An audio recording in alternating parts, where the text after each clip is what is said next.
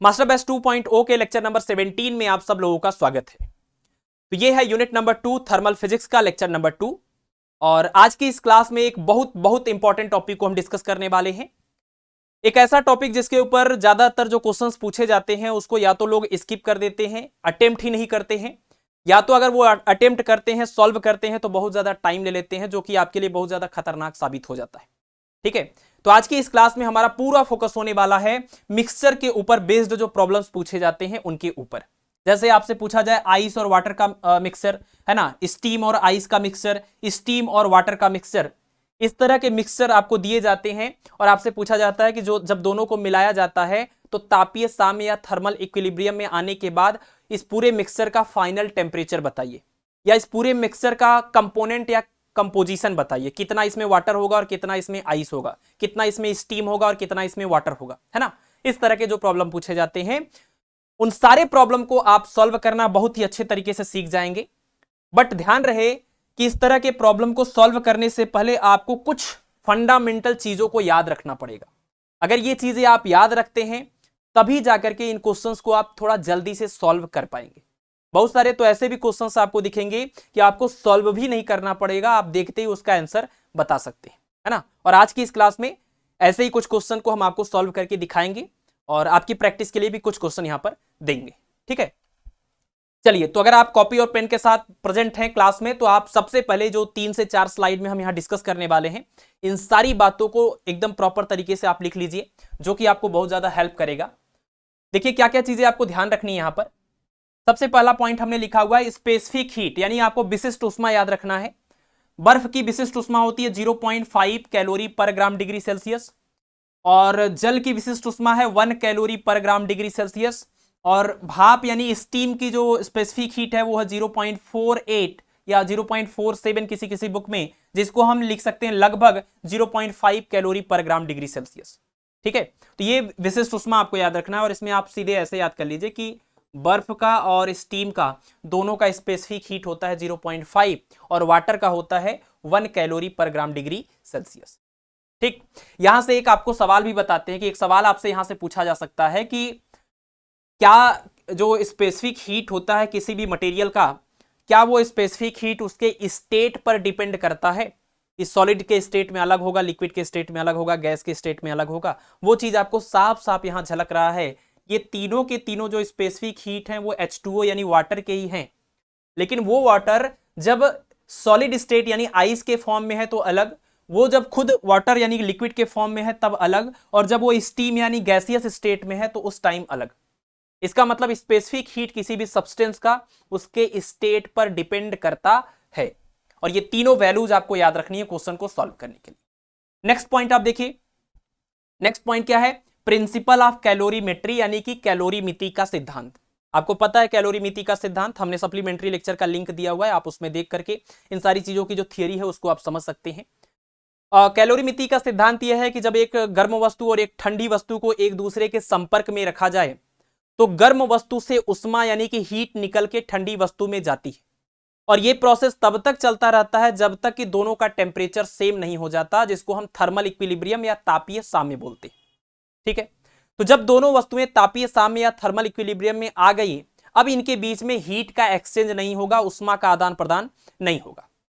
तो ऐसे में आप क्या अप्लाई करेंगे कि यहां इस गर्म वस्तु से यानी हॉट बॉडी से कोल्ड बॉडी के अंदर कितनी हीट ट्रांसफर हुई है, तो आप बोलेंगे heat lost by the hot body is equal to heat gained by the cold body, है ना। गर्म वस्तु के द्वारा दी गई उष्मा बराबर ठंडी वस्तु के द्वारा ली गई उष्मा, यानी कि जितनी भी उष्मा इसने दिया वो उष्मा यहीं पर है, वही पूरी उष्मा जो इसने दिया, जितना खर्च किया वही इस ठंडी वस्तु को मिली हुई। एक तरह से ये law of conservation of energy का एक रूप है, यानी ऊर्जा का जो आपने मतलब एनर्जी कंजर्वेशन जिसको बोलते हैं, और ऊर्जा संरक्षण का जो सिद्धांत है ये उसी का एक रूप है। ठीक है ना, तो ये चीज आपको ध्यान रखना है। वैसे तो आपको ये पता होगा, बट आप यहां पर देखेंगे क्वेश्चन में ये किस तरीके से कितना ज्यादा ये मैटर करता है। दूसरी बात आपको ये रखना है कि जो ट्रांसफर ऑफ हीट होता है वो हमेशा और हमेशा हॉट बॉडी से कोल्ड बॉडी की ओर होगा। अगर एक गर्म वस्तु है और एक ठंडी वस्तु है, हमेशा उष्मा का जो प्रवाह होगा वो गर्म वस्तु से ठंडी वस्तु की ओर होगी, यानी कि ज्यादा टेम्परेचर वाले ऑब्जेक्ट से कम टेम्परेचर वाले ऑब्जेक्ट की ओर। जैसे अगर जल ले लें और बर्फ ले लें तो उष्मा का जो प्रवाह होगा वो जल से बर्फ की ओर होगा। अगर हम जल ले लें और वाष्प ले लें तो उष्मा का प्रवाह वाष्प से जल की ओर होगा। यानी उष्मा का जो हीट का जो ट्रांसफर होता है वो इस बात पर डिपेंड नहीं करता किसके पास ज्यादा हीट है और किसके पास कम हीट है, किसके पास ज्यादा एनर्जी है किसके पास कम एनर्जी है, बल्कि वो इस बात पर डिपेंड करता है किसका टेम्परेचर ज्यादा है और किसका टेम्परेचर कम है। ठीक है ना, क्योंकि ऐसी भी तो वस्तुएं होती हैं जिसमें उष्मा गुप्त उष्मा के रूप में छुपी हुई होती है, टेम्परेचर के रूप में वो दिखाई नहीं देती है ना। तो अगर टेम्परेचर दोनों का सेम है, भले ही हीट किसी के पास ज्यादा है और किसी के पास कम, अब ऐसे में हीट का ट्रांसफर नहीं होगा। जैसे एग्जांपल मैं आपको देता हूं, अगर आप 100 डिग्री सेल्सियस वाला वाटर ले लीजिए और 100 डिग्री सेल्सियस वाला स्टीम ले लीजिए, भाप ले लीजिए, तो आपको पता है स्टीम के पास जो उष्मा है वो गुप्त उष्मा के रूप में छुपी हुई है, लेकिन टेम्परेचर इसका भी 100 है और इसका भी 100 है। अब इसके बीच में एनर्जी का कोई भी ट्रांसफर नहीं होगा, हीट का कोई भी ट्रांसफर नहीं होगा, जबकि वाष्प के पास ज्यादा हीट है और वाटर के पास कम हीट है। ठीक है, तो ये बात ध्यान रखना है कि जो हीट का ट्रांसफर होता है वो हीट की मात्रा पर डिपेंड नहीं करता, वो टेम्परेचर पर डिपेंड करता है। हॉट बॉडी से कोल्ड बॉडी की ओर, यानी ज्यादा गर्म वस्तु से ठंडी वस्तु की ओर उष्मा का प्रवाह होता है। ठीक है, नेक्स्ट पॉइंट क्या है? नेक्स्ट पॉइंट ये बहुत ज्यादा इंपॉर्टेंट है, आपके न्यूमेरिकल में कैलकुलेशन में हम ये फार्मूले यूज करने वाले हैं। जैसे मान लीजिए आपके पास आइस है या वाटर है या फिर स्टीम है, आप अगर इसको उष्मा दे रहे हैं या इससे उष्मा ले रहे हैं, दोनों ही केस हो सकता है। तो जब आप इसको उष्मा देते हैं किसी वस्तु को या उससे उष्मा लेते हैं, तो इस दौरान दो चीजें हो सकती हैं, या तो जिस वस्तु को आपने उष्मा दिया है या उससे लिया है, या तो उसका टेम्परेचर चेंज हो जाएगा, वो ठंडे से गर्म हो सकता है, गर्म से ठंडा हो सकता है, या फिर उसका स्टेट चेंज हो जाएगा, है ना। वो लिक्विड से सॉलिड हो सकता है, वो सॉलिड से लिक्विड हो सकता है, वो गैस से लिक्विड हो सकता है, वो लिक्विड से गैस हो सकता है ना। तो दो पॉसिबिलिटी है, जब हम इस वस्तु को, इस पदार्थ को उष्मा देंगे या उससे उष्मा लेंगे तो उसका टेम्परेचर चेंज हो सकता है और उसका स्टेट यानी अवस्था चेंज हो सकती है। तो अगर ऐसा करने पर टेम्परेचर में चेंज हो रहा है ना, अगर उसको उष्मा देने या उससे उष्मा लेने पर उसके टेम्परेचर में चेंज हो रहा है, जैसे वाटर है, वाटर को आपने हीट दिया तो उसका वाटर का टेम्परेचर 10 से बढ़कर के मान लीजिए 50 डिग्री सेल्सियस हो गया, मतलब टेम्परेचर चेंज हो गया। ऐसा हो सकता है 50 था, आपने उससे हीट निकाल लिया तो वो 50 से घट करके 30 हो गया, इसमें भी क्या हो गया, टेम्परेचर चेंज हो गया। तो जब टेम्परेचर चेंज होगा तब आप जो भी उष्मा आपने उसको दिया है या जो भी उष्मा आपने उससे लिया है उसका फार्मूला होगा m into C into delta T, जहां सी स्पेसिफिक हीट यानी विशिष्ट उष्मा, m द्रव्यमान और डेल्टा टी मतलब चेंज इन टेम्परेचर।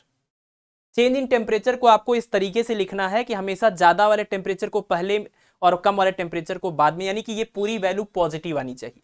ठीक है, दूसरा, अगर मान लीजिए उष्मा देने या उष्मा लेने से स्टेट चेंज हो गया, जैसे आप एग्जांपल के तौर पर ले लीजिए 0 डिग्री सेल्सियस वाला बर्फ था, उसको आपने हीट दिया तो वो 0 डिग्री सेल्सियस के वाटर में कन्वर्ट हो गया, यानी टेम्परेचर नहीं बदला, वो 0 डिग्री सेल्सियस से 0 डिग्री सेल्सियस में ही है, लेकिन वो आइस से वाटर में कन्वर्ट हो गया, यानी सॉलिड से लिक्विड में कन्वर्ट हो गया। एक तो ये हो सकता है। दूसरा, अगर आप ये वाला केस ले लीजिए स्टीम वाला, स्टीम में से आपने हीट को निकाल लिया तो वो स्टीम अब 100 डिग्री सेल्सियस का स्टीम जो है 100 डिग्री सेल्सियस का वाटर बन गया है, इसका मतलब टेम्परेचर चेंज नहीं हुआ लेकिन स्टेट चेंज हो गया। ठीक, तो जब भी कभी स्टेट चेंज हो तो आपके पास फार्मूला होता है Q is equal to M into L, Q is equal to M into L. अगर आपका स्टेट सॉलिड से लिक्विड या लिक्विड से सॉलिड वाला है तो फार्मूला हो जाएगा Q equal to M into L, और L की जगह पर यहां F लिख देंगे। F का मतलब LF का मतलब लेटेंट हीट ऑफ फ्यूजन, यानी कि गलन की गुप्त उष्मा, गलन की गुप्त उष्मा। और अगर लिक्विड से गैस या गैस से लिक्विड वाला स्टेट चेंज हो रहा है तो formula Q equal to M L को ऐसे लिखेंगे M into L V, LV का मतलब लेटेंट हीट ऑफ वेपराइजेशन, यानी वाष्पन की गुप्त उष्मा। ठीक है, तो ये फार्मूला हम यूज करते हैं स्टेट चेंज होने पर, और ये वाला फार्मूला हम यूज करते हैं टेम्परेचर को चेंज होने पर। अब आप देखिए कि LF और LV जो है इसकी वैल्यू कितनी होती है, लेटेंट हीट ऑफ फ्यूजन और लेटेंट हीट ऑफ वेपराइजेशन, यानी कि जो गलन की गुप्त उष्मा है उसकी वैल्यू होती है 80 कैलोरी पर ग्राम डिग्री सेल्सियस, और जो वाष्पन की गुप्त उष्मा होती है उसकी वैल्यू होती है 540 कैलोरी पर ग्राम डिग्री सेल्सियस, है ना। ये H2O के केस में सारी बातें हो रही हैं। ठीक है, अब इसके बाद देखिए, जब क्वेश्चन को आप सॉल्व करने जाएंगे तो एक बेसिक चीज आपको दिमाग में रखना होता है, और वो ये है कि अगर सपोज आपको बर्फ और पानी का मिश्रण दिया हुआ है और आपको उस क्वेश्चन को सॉल्व करना है कि फाइनल टेम्परेचर कितना होगा, और या फाइनल जो मिक्सचर होगा वो बर्फ के रूप में रहेगा कि वाटर के रूप में रहेगा, या बर्फ और वाटर दोनों रहेंगे। ऐसे में आपको एक टारगेट लेकर के चलना है कि इस पूरे मिश्रण को आपको 0 डिग्री सेल्सियस के वाटर में कन्वर्ट करने की कोशिश करना है ना। ये मैं शॉर्टकट आपको बता रहा हूं कि इस तरह की प्रॉब्लम को जल्दी से सॉल्व करने के लिए क्या करना है। तो आपको इस पूरे मिक्सचर को 0 डिग्री सेल्सियस वाले वाटर में कन्वर्ट करने की कोशिश करना है। अभी थियरी में आप देख लीजिए, जब हम क्वेश्चन करेंगे तो आपको ये चीजें और क्लियर हो जाएंगी।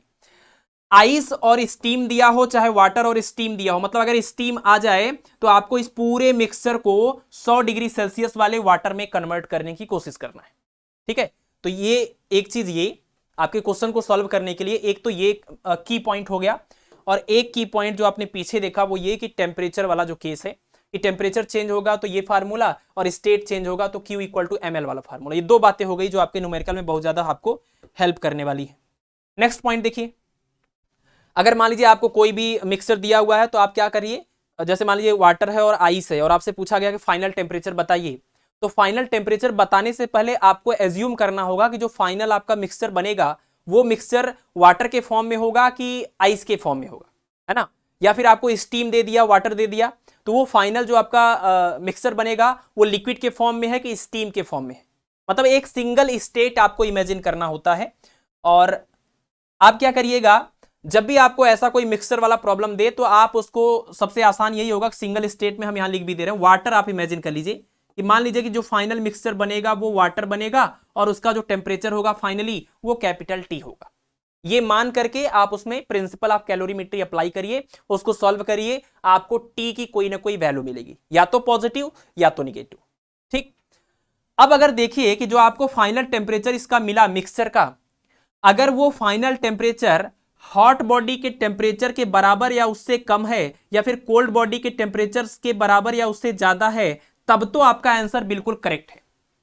मतलब आप समझ रहे हैं, अगर आप 0 डिग्री सेल्सियस वाले और 60 डिग्री सेल्सियस वाले दो कंपोनेंट के मिक्सचर की बात कर रहे हैं, तो जो फाइनल टेम्परेचर आएगा वो 0 से लेकर के 60 के बीच में ही कोई टेम्परेचर आना चाहिए, इसके अलावा नहीं आना चाहिए।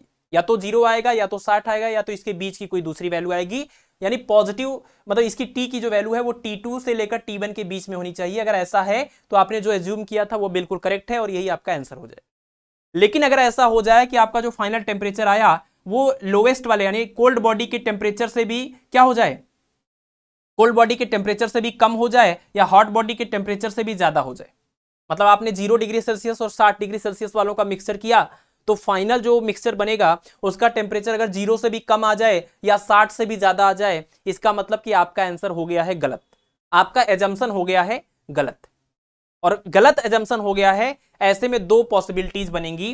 पहली क्या है, अगर आपका क्वेश्चन वाटर और स्टीम का था, अगर आपका क्वेश्चन वाटर और स्टीम का था, इसका मतलब ये कि वो जो स्टीम है वो स्टीम पूरा कंडेंस नहीं हुई। आपने जो एज्यूम किया था ना कि स्टीम और वाटर का मिक्सचर है, ये पूरा मिलाकर के फाइनली बनेगा वाटर और उसका टेम्परेचर होगा T, ये आपने गलत एज्यूम कर लिया था। अगर ये T जो है वो ऐसा कुछ गड़बड़ा रहा है तब, है ना। और यानी इसका मतलब ये हुआ कि पूरा आपका स्टीम जो है वो कंडेंस नहीं हुआ था, वो संघनन, उसका जो संघनन है वो नहीं हुआ था, पूरा का पूरा स्टीम खर्च नहीं, मतलब वाटर में कन्वर्ट नहीं हुआ था, बल्कि कुछ स्टीम बच गया था। और आप बताइए एक पूरे मिक्सचर में अगर स्टीम भी फाइनली, मतलब साम्यावस्था में आने के बाद अगर स्टीम यानी भाप भी है और वाटर भी है, तो इसका मतलब जो फाइनल टेम्परेचर आएगा वो तो वही होगा जो कि भाप का है, क्योंकि दो वस्तुएं अगर साम्यावस्था में है तो दोनों का टेम्परेचर अलग अलग नहीं हो सकता। और आप कह रहे हैं कि इसमें स्टीम भी है और इसमें वाटर भी है, इसका मतलब आपको पता है कि स्टीम अगर आपका 100 डिग्री सेल्सियस वाला है तो इसका मतलब वाटर भी उस टाइम आपका 100 डिग्री सेल्सियस पर बॉइल हो रहा होगा, और इस पूरे मिक्सचर का फाइनल टेम्परेचर क्या हो जाएगा, 100 डिग्री सेल्सियस। ठीक है, ये बहुत इंपॉर्टेंट बात आपको बता रहे हैं कि जब भी कभी आप कोई टेम्परेचर मान के क्वेश्चन को सॉल्व करते हैं, अगर टेम्परेचर इस लिमिट में आ गया, इस वाली लिमिट में आ गया, तब तो करेक्ट है। अगर इस लिमिट में नहीं आया, उसके अलावा कोई वैल्यू आ गई, तो इसका मतलब आपने जो एजम्पशन लिया था वो था गलत। और गलत का मतलब क्या, गलत का मतलब यह कि अगर आपका स्टीम और वाटर वाला प्रॉब्लम था, इसका मतलब यह कि पूरा स्टीम वाटर में कंडेंस नहीं हुआ था, कुछ स्टीम बच गया था। और थर्मल इक्विलिब्रियम में अगर स्टीम भी है और वाटर भी है तो दोनों का टेम्परेचर अलग अलग नहीं हो सकता, दोनों का टेम्परेचर होगा सेम। वाटर का तो टेम्परेचर चलो 0 से लेकर के 100 तक कुछ भी हो सकता है, लेकिन स्टीम जो है वो तो 100 या उसके ऊपर का ही टेम्परेचर रखेगा। और अगर स्टीम का टेम्परेचर क्वेश्चन में दिया था 100, तो इसका मतलब ये वाटर और स्टीम दोनों की मिक्सचर का भी टेम्परेचर क्या हो जाएगा, 100 हो जाएगा। ठीक है, तो ये प्रॉब्लम आप ध्यान रखिएगा, अगर कुछ भी इसके अलावा आया और प्रॉब्लम आपका ये वाला था तो आंसर क्या हो जाएगा, 100 डिग्री सेल्सियस। सिंपल सी बात, सॉल्व करने की जरूरत नहीं पड़ेगी इसके अलावा कुछ और। ठीक है, दूसरा ये है कि अगर आपका प्रॉब्लम आइस और वाटर का था, तो आपको पता है कि आइस का टेम्परेचर कम है, वाटर का ज्यादा है, तो वाटर में से हीट जाएगा आइस में और आइस को मेल्ट करेगा, पिघला देगा। आपने यही एज्यूम किया था कि ये वाटर में से हीट गया था आइस में और आइस को पूरा पिघला दिया था, तो आइस भी वाटर में कन्वर्ट हो गया, ये पूरा बन गया था वाटर और उसका टेम्परेचर था टी। ये आपने एज्यूम किया था। और उसको सॉल्व करने के बाद अगर आपका टेम्परेचर इस दायरे में नहीं आता है, इसका मतलब आपका एजम्पशन गलत था। इसका मतलब आपका एजम्पशन गलत था, यानी कि पूरा आइस मेल्ट ही नहीं हुआ था, पूरा आइस पिघला ही नहीं था।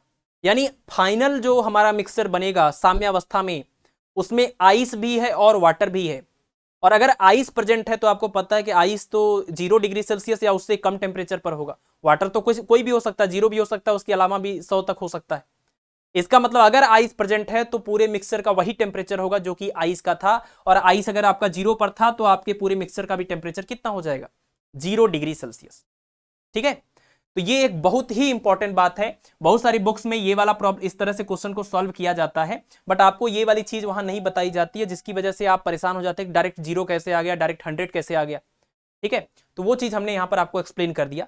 किसी भी मिक्सचर में, फाइनल मिक्सचर में 2 कंपोनेंट हो सकते हैं, स्टीम और वाटर दोनों साथ में हो सकते हैं, लेकिन दोनों का टेम्परेचर अलग नहीं हो सकता, क्योंकि तापीय साम में दोनों का टेम्परेचर, फाइनल टेम्परेचर सेम ही होता है।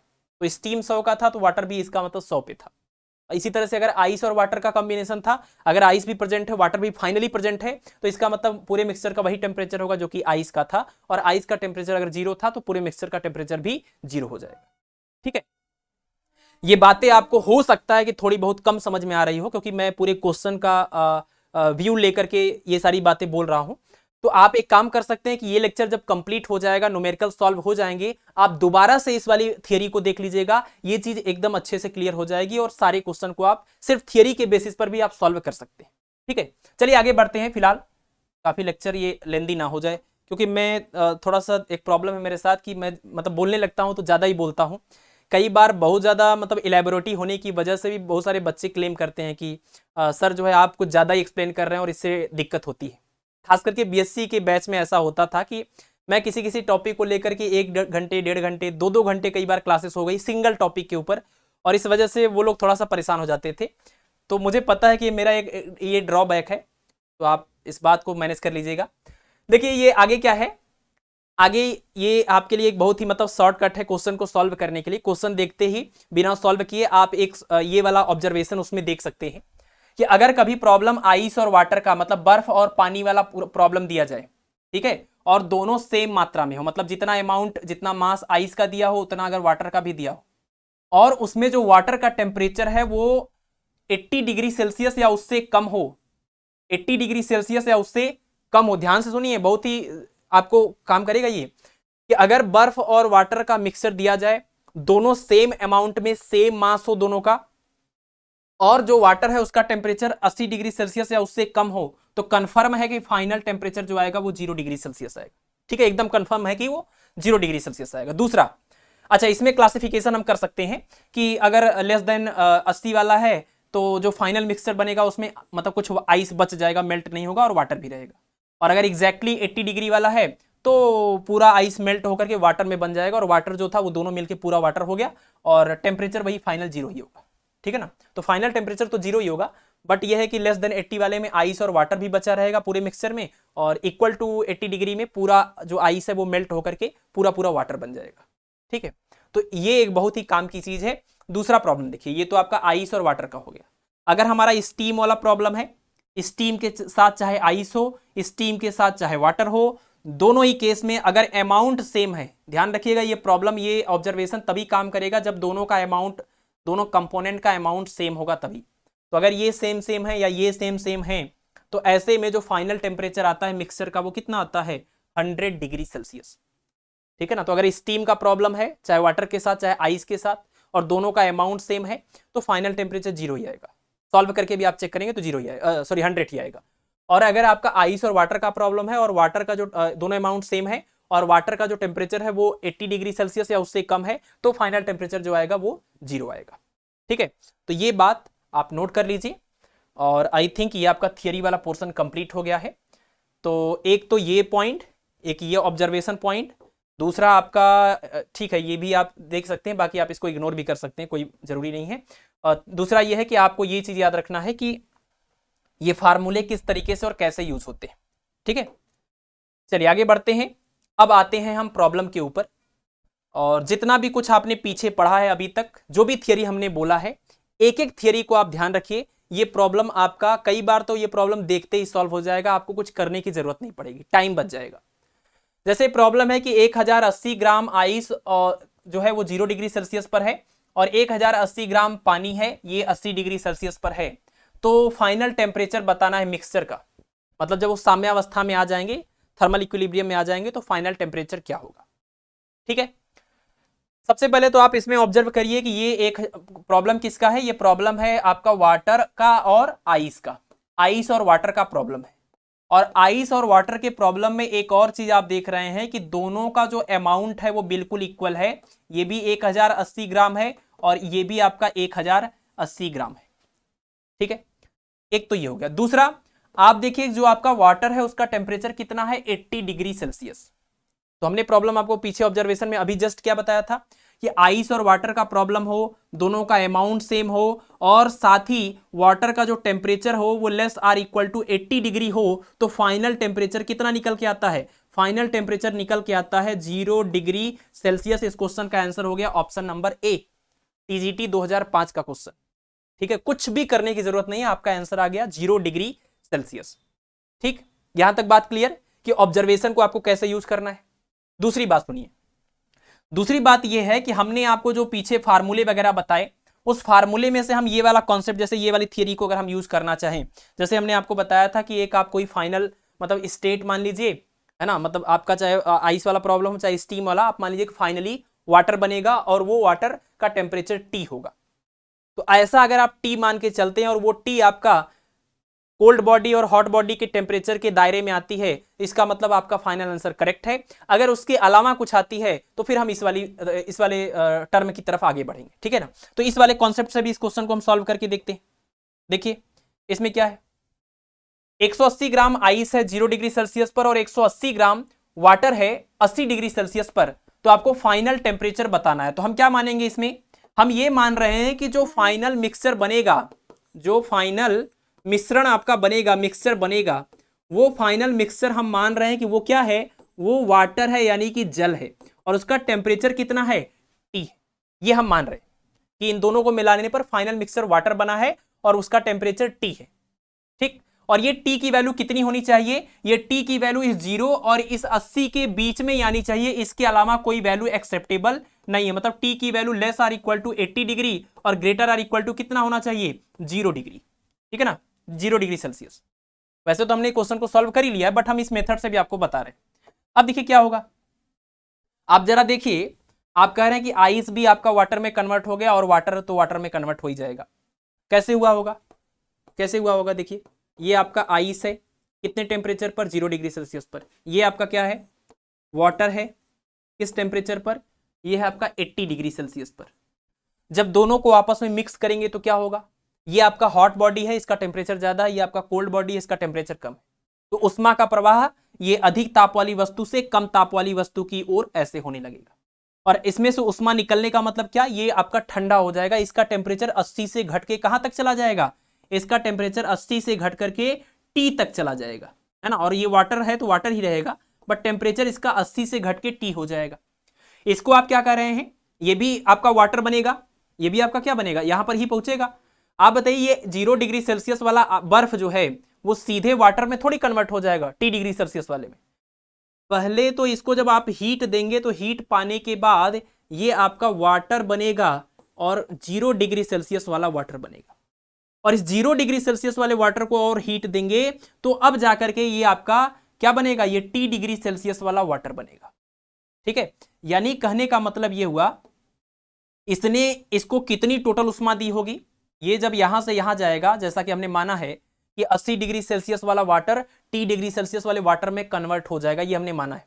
तो जब ये ऐसे में कन्वर्ट होगा तो कितनी उष्मा अपने, कितनी हीट अपने अंदर से निकालेगा, कितनी हीट हमें प्रोवाइड करके ये मतलब इस अवस्था में पहुंचेगा। तो आप देखिए 80 डिग्री सेल्सियस से 30 डिग्री सेल्सियस में ये डाउन होके कन्वर्ट होके आ रहा है, यानी टेम्परेचर चेंज हो रहा है। तो कितनी उष्मा इसने दिया होगा, कितनी उष्मा, कितनी हीट इसमें से निकली होगी, Q equal to M into C into delta T use करेंगे। m मतलब इसका मास, वाटर का मास कितना है 1080 गुणे C वाटर का स्पेसिफिक हीट यानी विशिष्ट उष्मा 1, और T मतलब चेंज इन टेम्परेचर, और ये 80 से घट के T हो रहा है तो यहां लिखेंगे 80 माइनस कितना T, है ना, 80 माइनस T। दूसरा, अब जितनी हीट इसने दिया आपका ये वाटर इस कंडीशन में आने में जितना उष्मा इसने निकाला वही उष्मा तो इस वाले आइस को मिलने वाला है। तो अब देखिए आइस को कितनी उष्मा चाहिए, आइस को कितनी उष्मा चाहिए कि यहां पर पहुंच जाए। तो यहां पर देखिए 0 डिग्री सेल्सियस का बर्फ 0 डिग्री सेल्सियस का वाटर में कन्वर्ट हो रहा है, मतलब स्टेट चेंज हो रहा है, टेम्परेचर चेंज नहीं हो रहा है। तो यहां पर जो हीट होगा वो हो जाएगा Q इंटू एल, और कौन सा F, latent heat of fusion, है ना, सॉलिड टू लिक्विड वाला। ये मास कितना था बर्फ का, ये था 1080 ग्राम, और ये लेटेंट हीट ऑफ फ्यूजन कितना होता है, ये 80 होता है। तो यहां पर 80 से हमने मल्टीप्लाई किया, जो भी आएगा इसको ऐसे रहने दीजिए। दूसरा आप देखिए, दूसरा आपका क्या है यहां पर कि 0 डिग्री सेल्सियस वाला वाटर T डिग्री सेल्सियस वाले वाटर में कैसे कन्वर्ट होगा, और ये जो T है वो 0 से क्या है ज्यादा, ये T क्या है 0 से ज्यादा। तो यहां से आप देखिए ये हो जाएगा, टेम्परेचर चेंज हो रहा है तो m into C into delta T. m मतलब मास कितना, मास वही है 1080 ग्राम, और इंटू में C कितना है, ये वाटर है तो इसका स्पेसिफिक हीट 1, और चेंज इन टेम्परेचर 0 से बढ़ के T हो रहा है तो T माइनस 0। इसका टेम्परेचर घट रहा है ना, पानी का टेम्परेचर घट के T हो रहा है, और बर्फ का टेम्परेचर बढ़ के T हो रहा है ना, तो T माइनस 0। अब जितनी उष्मा इन्होंने दी है, जितनी उष्मा इन्होंने निकाली है वही उष्मा तो इसको मिली होगी, और उसी उष्मा को ये दो अलग अलग पार्ट में खर्च कर रहे होंगे, तभी यहां पर पहुंच पा रहे होंगे, है ना। अब हम यहां पर देखिए क्या कर सकते हैं, इन दोनों हीट को इस वाले हीट के बराबर कर सकते हैं, ये Q1 ये Q2, ये हीट इसने जो अपने अंदर से निकाला है, और ये हीट वही हीट को इन्होंने अलग अलग रूप में यूज किया है। तो हम लिखेंगे Q is equal to Q1 plus Q2, ये वाला Q1 और Q2 इस वाले Q के बराबर वैल्यू रख दीजिए। ये 180 into 80 minus T is equal to Q1 की वैल्यू रखिए। देखिए ये एक्सप्लेनेशन में थोड़ा लेंदी हो रहा है, आप खुद से करेंगे और दिमाग में इसको सोच रहे होंगे तो ये आसानी से हो जाएगा, है ना। ये देखिए ये वाला पूरा कैंसिल हो गया, बचा क्या, बचा 80 minus T is equal to 80 plus कितना 80 प्लस T, यही ना। और देखिए 80 से ये 80 कैंसिल हो गया, T और T मिलके हो गया 2T इक्वल टू 0। इसका मतलब T इक्वल टू कितना आ गया 0 डिग्री सेल्सियस। और T equal to 0 degree Celsius जो है वो एक्सेप्टेबल वैल्यू है, क्योंकि T की वैल्यू 0 से 80 के बीच में कुछ भी हो सकती है, 0 भी हो सकती है 80 भी हो सकती है, इसके बीच में कुछ भी हो सकती है। और हमारा जो एजम्पशन था कि दोनों ये पूरा बर्फ जो है पिघल के पानी बन जाएगा और ये बर्फ का टेम्परेचर घट के T हो जाएगा, ये एजम्पशन सही था, इसीलिए ये जो टेम्परेचर आया है वो इस दायरे में आया हुआ है, ठीक है। तो यहां से भी हमारे क्वेश्चन का आंसर मिल गया। वैसे आपको ये मेथड अडॉप्ट नहीं करना है, ये आपको अभी नहीं अडॉप्ट करना है, लेकिन आगे आपको अडॉप्ट करना होगा। ऐसे सवालों में जहां पर अमाउंट सेम होता है और टेम्परेचर वाले क्राइटेरिया को ये फॉलो करते हैं, वैसे में तो आप तुरंत आंसर दे सकते हैं। लेकिन अगर आपको ये भूल गया और ये आप नहीं समझ पा रहे हैं तो आप इस कॉन्सेप्ट को कभी भी यूज कर सकते हैं और ये हमेशा काम आएगा। Heat lost is equal to heat gained, जितना इन्होंने हीट अपने अंदर से निकाला उतना हीट इन्होंने यहां पर यूज किया, तो ये वाली हीट और ये वाली हीट आपस में इक्वल होगी। ये कॉन्सेप्ट मान करके हमने सॉल्व किया और करेक्ट आंसर आया। और करेक्ट इसलिए आया क्योंकि हमारा एजम्पशन सही था। अगर सपोज ऐसा होता कि पूरा बर्फ न पिघला होता, ये पूरा बर्फ न पिघला होता, कुछ बर्फ अभी भी बर्फ बना रहता और बाकी का बर्फ जो है वो पानी में पिघल जाता, तो ऐसे में ये जो हमने पूरा सॉल्व किया था, ये T की वैल्यू आपकी 0 से भी कम आती या फिर 80 से भी ज्यादा आती, और इसी से हमें पता चल जाता कि हमारा बर्फ जो है पूरी तरह से नहीं पिघला हुआ है, ठीक है। तो ऐसे में भी हमारा आंसर फिलहाल तो इस क्वेश्चन में 0 ही आता, क्योंकि ये क्वेश्चन ऐसा है कि पिघल रहा है तब भी 0 आ रहा, नहीं पिघलता तब तो 0 आता ही आता, ठीक है। चलिए इसको आपने नोट कर लिया, इसको आप नोट कर लीजिए, आगे बढ़ते हैं। तो हमने आपको एक ही क्वेश्चन को अलग अलग तरीके से करके दिखा दिया ताकि आप कॉन्सेप्ट क्लियर हो जाए। एक चीज और इसमें देखिए पूछ सकते हैं आपसे, सवाल में आपसे फाइनल टेम्परेचर के साथ साथ आपसे कंपोजिशन भी पूछा जाता है।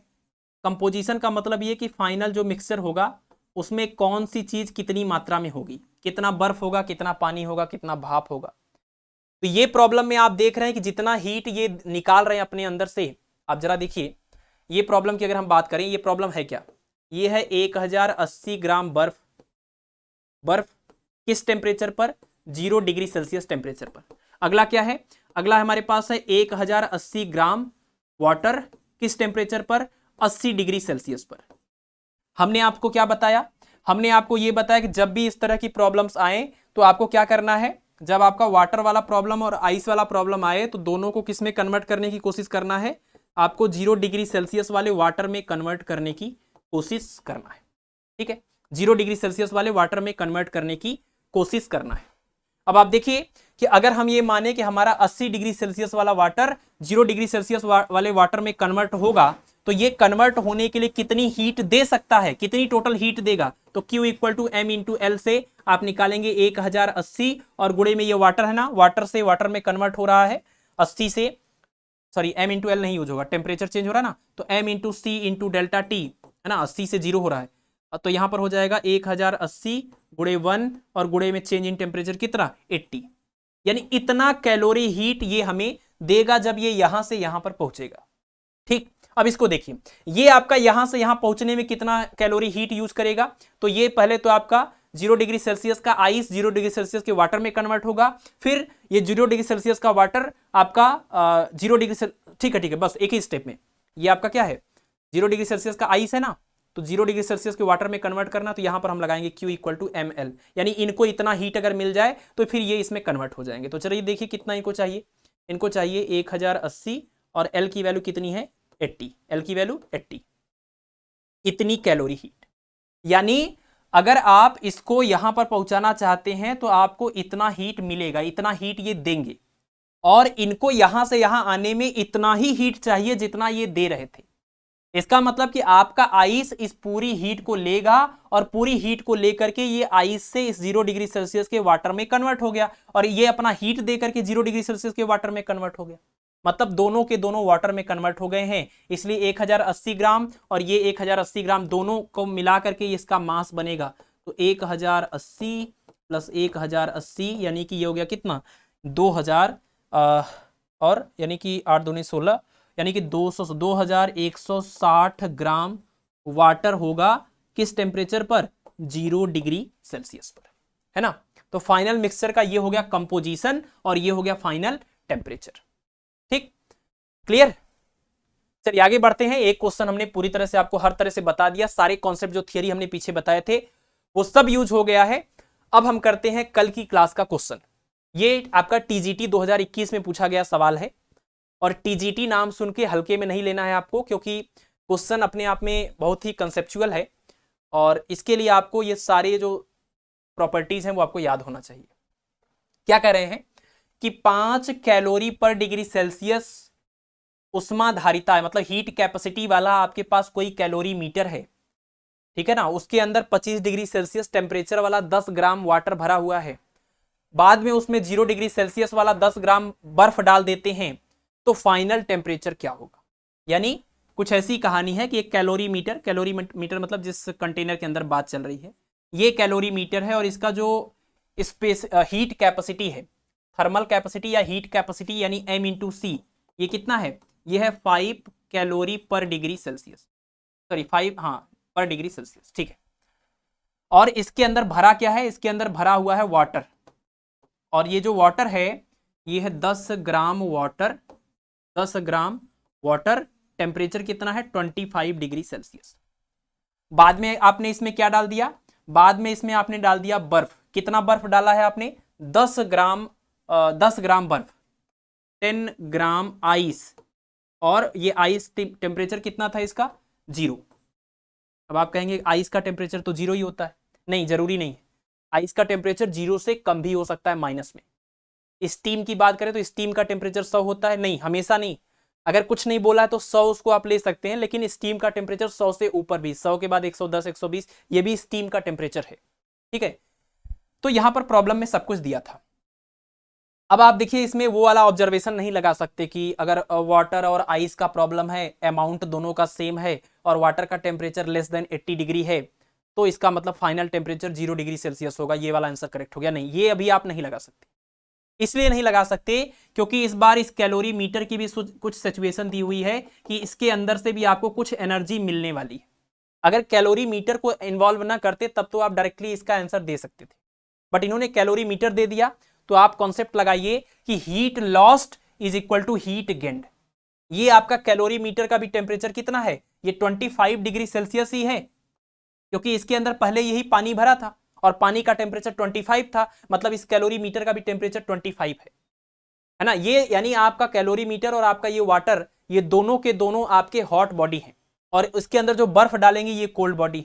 तो ये दोनों लोग हीट इसको देंगे और ये हीट को लेगा, ठीक है। तो हम क्या मान के चल रहे हैं, हम ये मान के चल रहे हैं कि जो फाइनल हमारा मिक्सचर बनेगा वो फाइनल मिक्सचर होगा वाटर और उसका टेम्परेचर होगा T डिग्री सेल्सियस, ठीक है ना। हम फाइनल मिक्सचर को कुछ नाम दे रहे हैं कि इसको अंदर अंदर डालेंगे तो ये जो आपका बर्फ है वो पिघल जाएगा, वाटर में कन्वर्ट हो जाएगा और उसका टेम्परेचर 0 से बढ़ के T तक चला जाएगा। और ये वाला जो वाटर है ये भी उसकी मतलब इसने अपना हीट दिया था तो इसका टेम्परेचर घट के T हो जाएगा, यानी सबका टेम्परेचर T हो जाएगा और फाइनल सोल्यूशन क्या बनेगा, वाटर।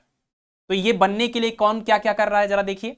ये वाटर बनने के लिए ये और ये हीट दे रहे हैं, तो हीट लॉस्ट इक्वल टू कितना, हीट लॉस्ट इक्वल टू कितना, इन्होंने कितना हीट लॉस्ट किया है, तो इनका टेम्परेचर यानी कैलोरी मीटर का भी टेम्परेचर T तक लाना पड़ेगा 25 से घटा करके। तो टेम्परेचर में चेंज हो रहा है तो यानी m into C into delta T, ये कैलोरी मीटर के लिए, प्लस ये आपका वाटर भी 25 से इसका टेम्परेचर घट के T तक जाएगा क्योंकि ये हीट दे रहे हैं और ये टेम्परेचर में चेंज हो रहा है तो इसका भी formula m into C into delta T, ये कैलोरी मीटर के लिए और ये वाटर के लिए, ठीक है। तो यहाँ पर अब देखिए क्या हो जाएगा, कैलोरी मीटर का मास और C अलग से नहीं दिया है, m इंटू सी दोनों दिया है, यानी कि हीट कैपेसिटी या थर्मल कैपेसिटी यहाँ दिया हुआ 5, तो इसकी वैल्यू रखेंगे 5 और change in temperature calorimeter का 25 से घट के कहां तक जाना है, T तक। इनको कहा जाना है 25 से T तक, इनको कहा जाना है 0 से T तक, सबका फाइनल टेम्परेचर T। तो यहां पर लिखेंगे T माइनस 0 यानी कि T प्लस। अब वाटर के लिए लिखिए, मास कितना 10 ग्राम, स्पेसिफिक हीट वाटर का 1 और चेंज इन टेम्परेचर कितना 25 से घट के T यानी 25 माइनस T करना है, ये ध्यान रखना है कौन पहले होगा कौन बाद में।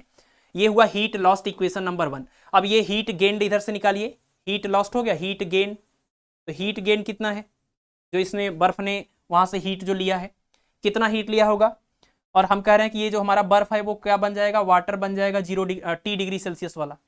तो बर्फ सीधे वाटर नहीं बनेगा T डिग्री सेल्सियस वाला, पहले तो आपका 0 डिग्री सेल्सियस वाला जो बर्फ है वो पहले पिघलेगा, है ना, लेटेंट हीट का इस्तेमाल करके वो 0 डिग्री सेल्सियस के वाटर में कन्वर्ट होता है। तो 0 डिग्री सेल्सियस वाला बर्फ जब 0 डिग्री सेल्सियस वाले वाटर में कन्वर्ट होगा तो कितना हीट का ट्रांसफर होगा, ml, है ना, क्योंकि स्टेट चेंज हो रहा है टेम्परेचर नहीं, और स्टेट चेंज होने पर ml प्लस।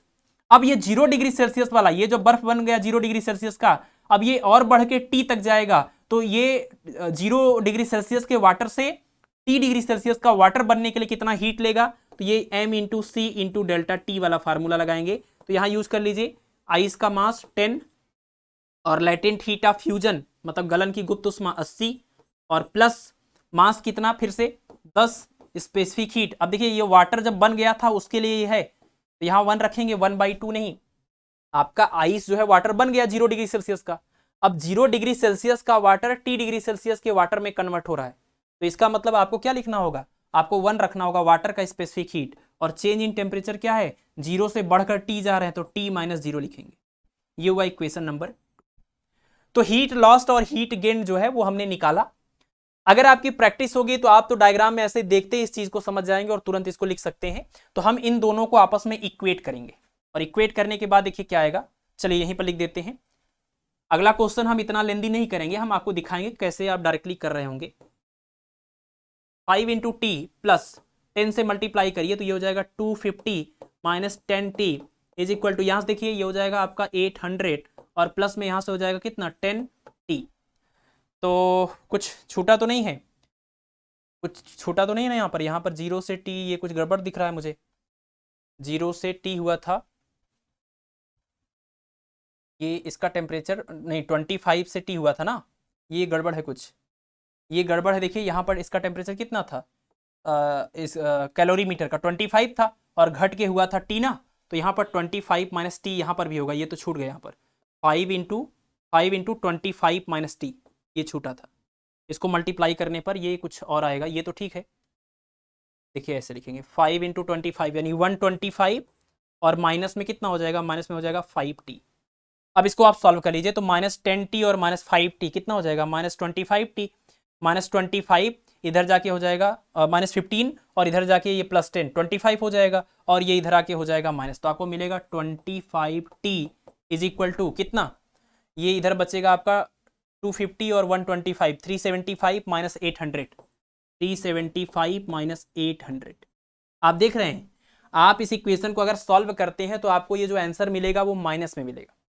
क्यों, क्योंकि ये 375 माइनस 800 है, यहां से माइनस आएगा और उसको 25 से डिवाइड करेंगे वो भी माइनस में आएगा, मतलब टी की वैल्यू आ रही क्या, निगेटिव।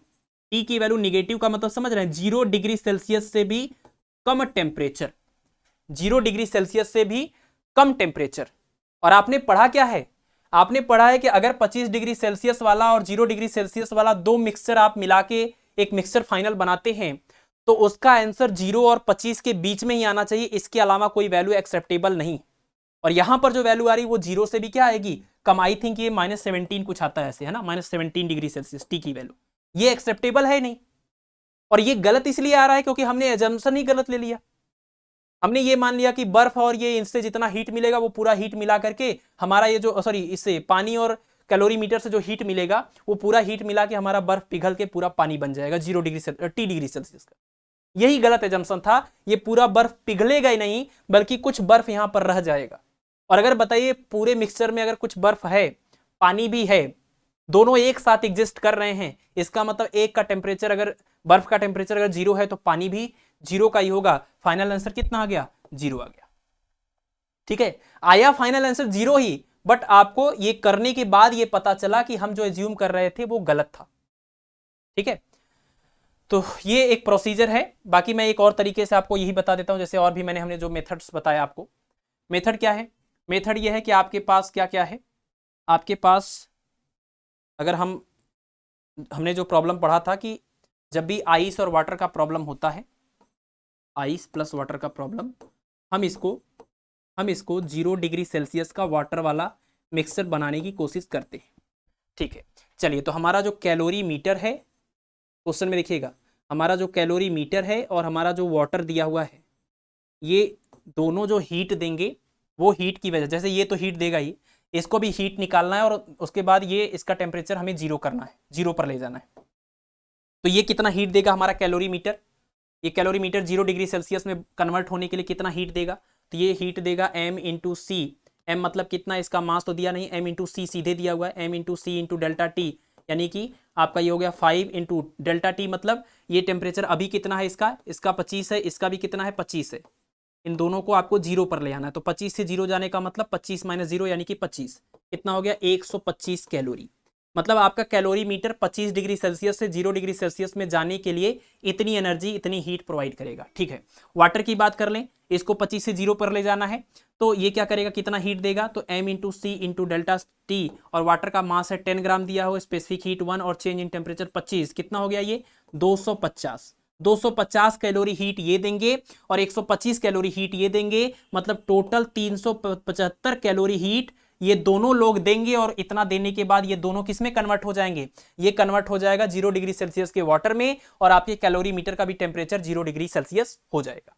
ठीक, अच्छा, अब देखिए कि आपका जो बर्फ दिया हुआ है, जो बर्फ आपको दिया हुआ था वो बर्फ अभी 0 डिग्री सेल्सियस पे था, तो इस 0 डिग्री सेल्सियस वाले बर्फ को 0 डिग्री सेल्सियस के वाटर में इसको भी कन्वर्ट करना है, तो कितना हीट इसको चाहिए, क्या ये हीट सफिशियंट है 0 डिग्री सेल्सियस की आइस को 0 डिग्री सेल्सियस के वाटर में कन्वर्ट करने के लिए, तो कितना हमें इसको हीट देना पड़ेगा कि ऐसा हो जाएगा। तो चेक कर लेते हैं इनको कितना चाहिए, इनको चाहिए Q equal to M into L, 0 degree Celsius का आइस 0 डिग्री सेल्सियस के वाटर में जाने के लिए m into L into F, और m कितना 10 और l कितना 80, कुल मिला के कितना हो जाएगा 800 कैलोरी।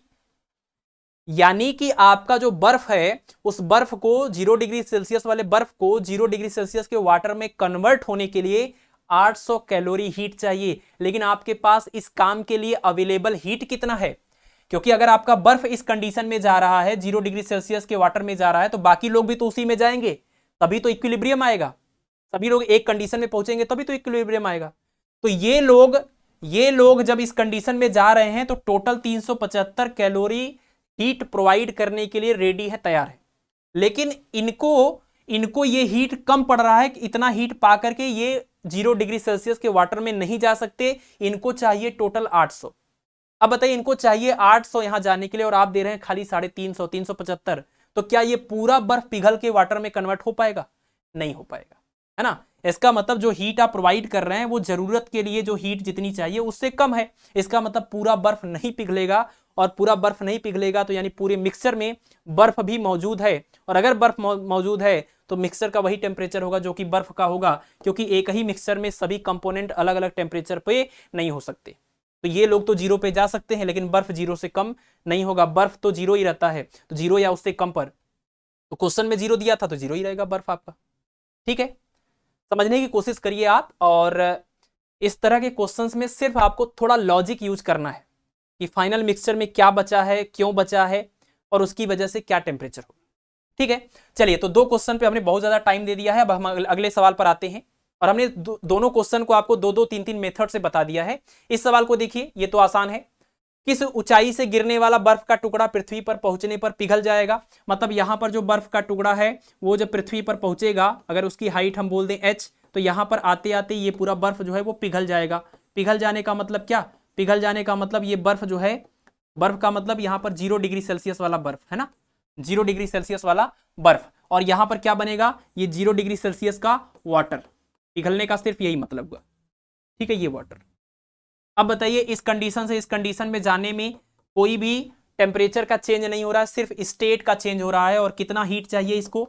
m × l के बराबर इतना हीट इसको चाहिए, तब जाकर के ये आइस इस वाटर में कन्वर्ट होगा। और वो हीट का ये इतनी हीट कहां से मिलेगी? क्वेश्चन में कह रहे हैं किस हाइट तक, तो हमने मान लिया चलो h हाइट से हमारा बर्फ का टुकड़ा नीचे गिरेगा, तो यहां आते आते वो 0 डिग्री सेल्सियस के वाटर में कन्वर्ट हो जाएगा। और यहां से यहां आने पर, इतनी हाइट से नीचे आने पर, आप पता है यहां पर इस हाइट पर पोटेंशियल एनर्जी कितनी है? mgh के बराबर। यहां पर पहुंचेगा तो पोटेंशियल एनर्जी हो जाएगी 0।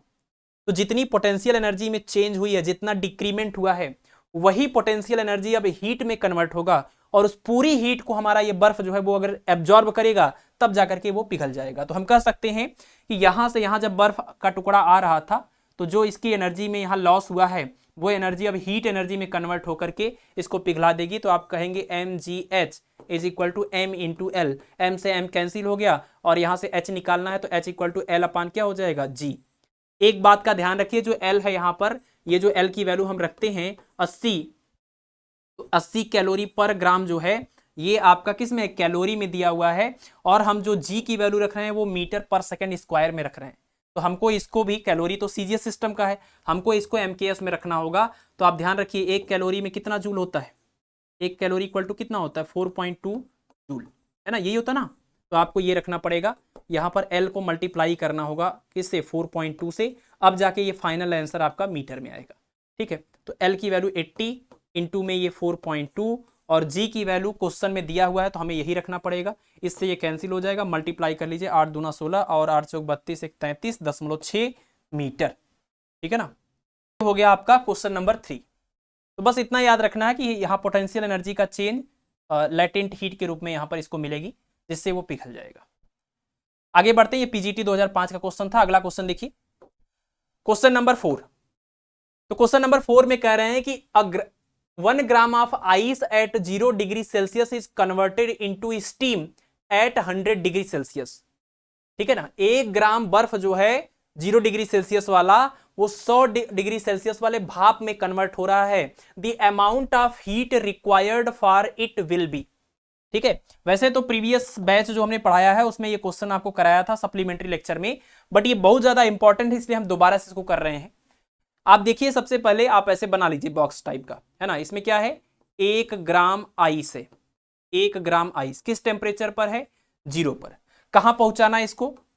इसको पहुंचाना आपको भाप में। तो ऐसा तो है नहीं उसका मास बदल जाएगा, तो 1 ग्राम ये स्टीम हो जाएगा।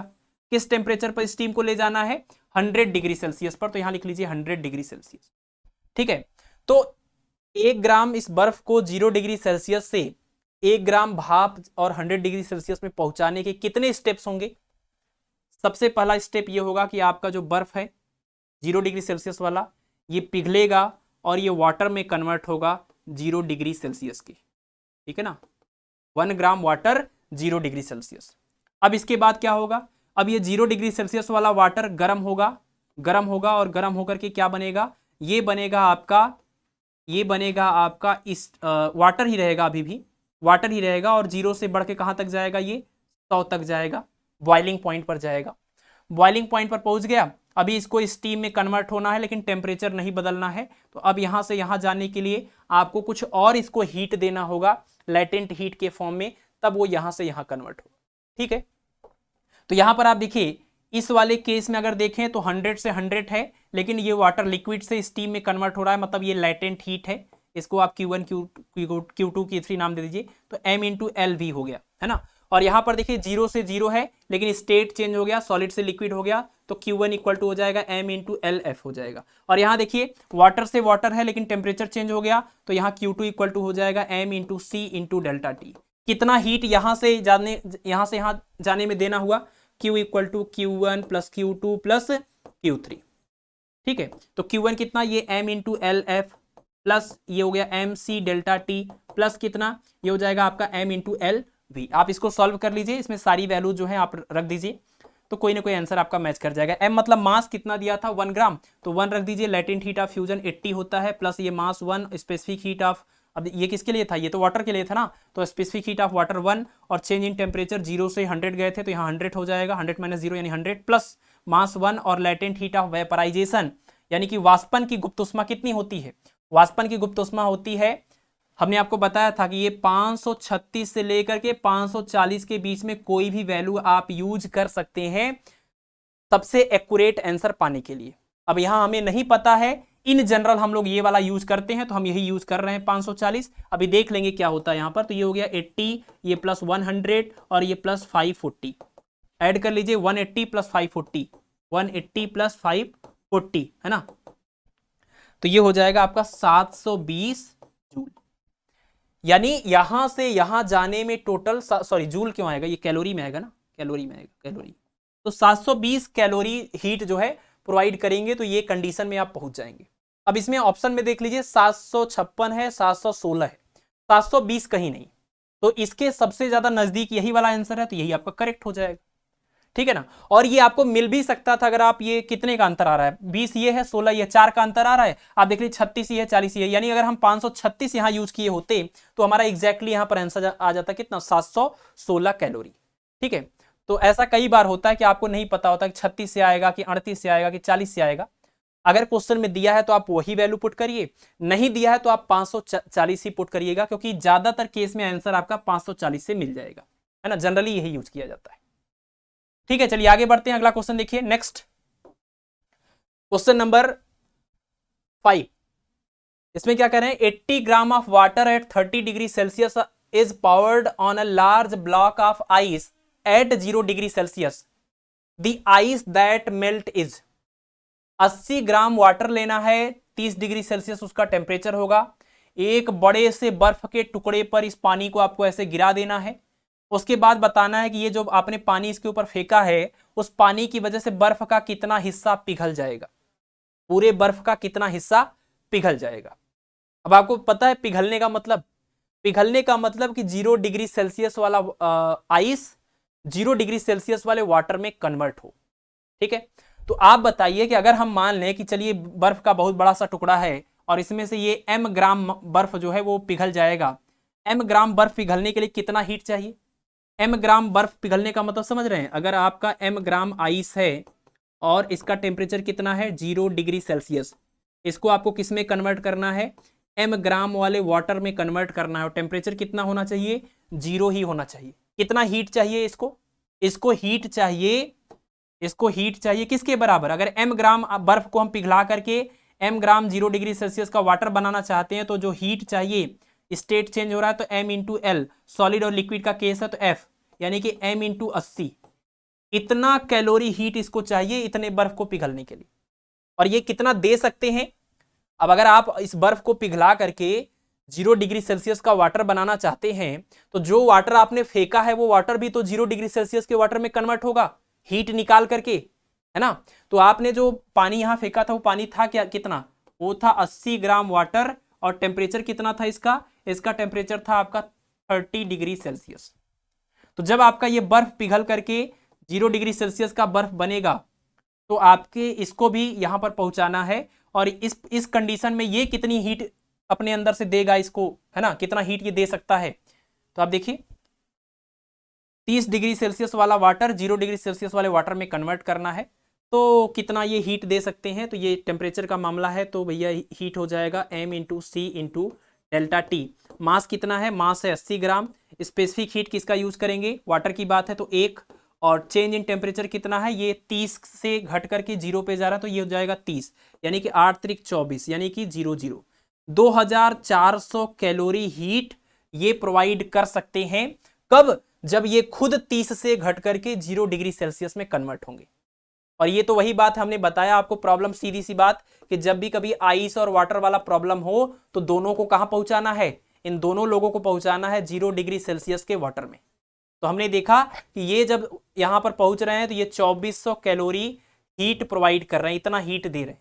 और ये बर्फ, हमने कहा कि बर्फ का कितना मास जो है यहां से यहां जा रहा है, तो m मास जा रहा है, तो उसको कितना चाहिए यहां पहुंचने के लिए, m इंटू हमने निकाला कितना 80। इसका मतलब ये वाली हीट और ये वाली हीट बराबर है ना, जितना इन्होंने हीट दिया है वही हीट लेकर के ये बर्फ आपका पिघला हुआ है, तो दोनों हीट को आप आपस में बराबर कर दीजिए।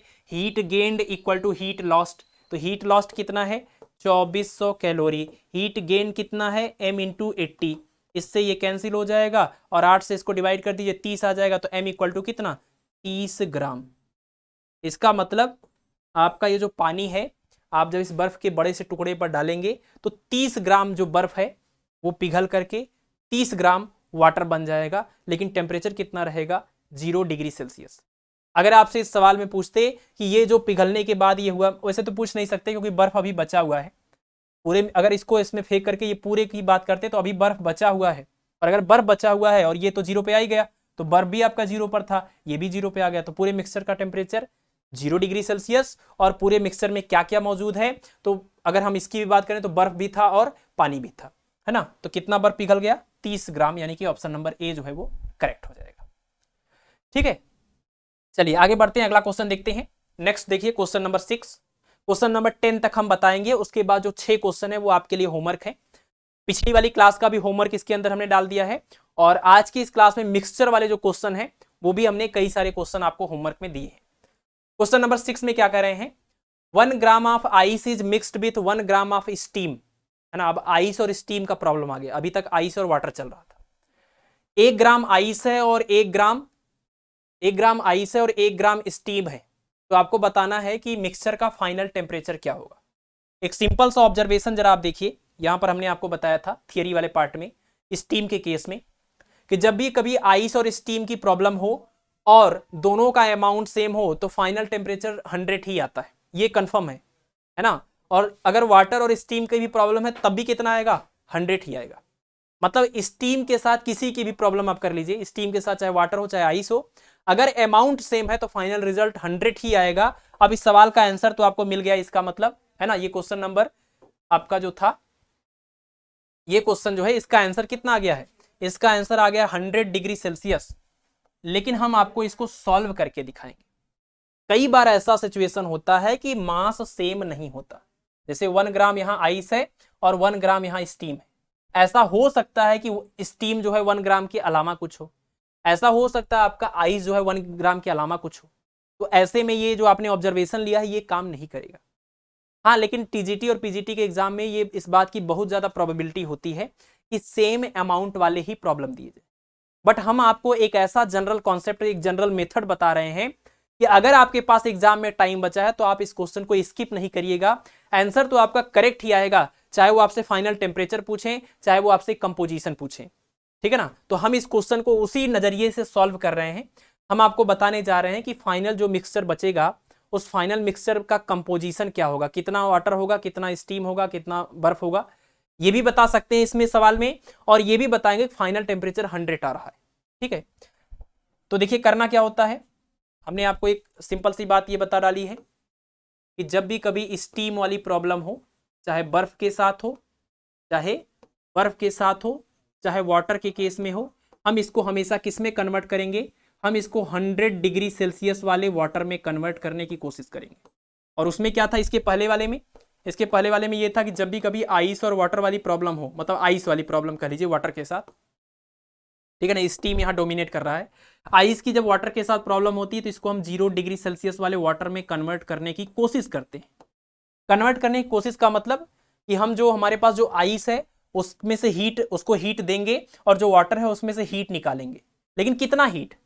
तो वाटर का टेम्परेचर 0 डिग्री सेल्सियस तक पहुंचने तक जितना हीट ये दे सकता है उतना निकालेंगे, और वही हीट हम फिर इसको देंगे। फिर देखेंगे कि क्या जितनी इसकी जरूरत है यहां पहुंचने के लिए उतना हीट हम दे पा रहे हैं कि नहीं दे पा रहे हैं, है ना। तो बिल्कुल वैसे इस क्वेश्चन को भी सॉल्व करेंगे। देखिए क्या प्रोसीजर है। सबसे पहले आप लिख लीजिए दोनों को।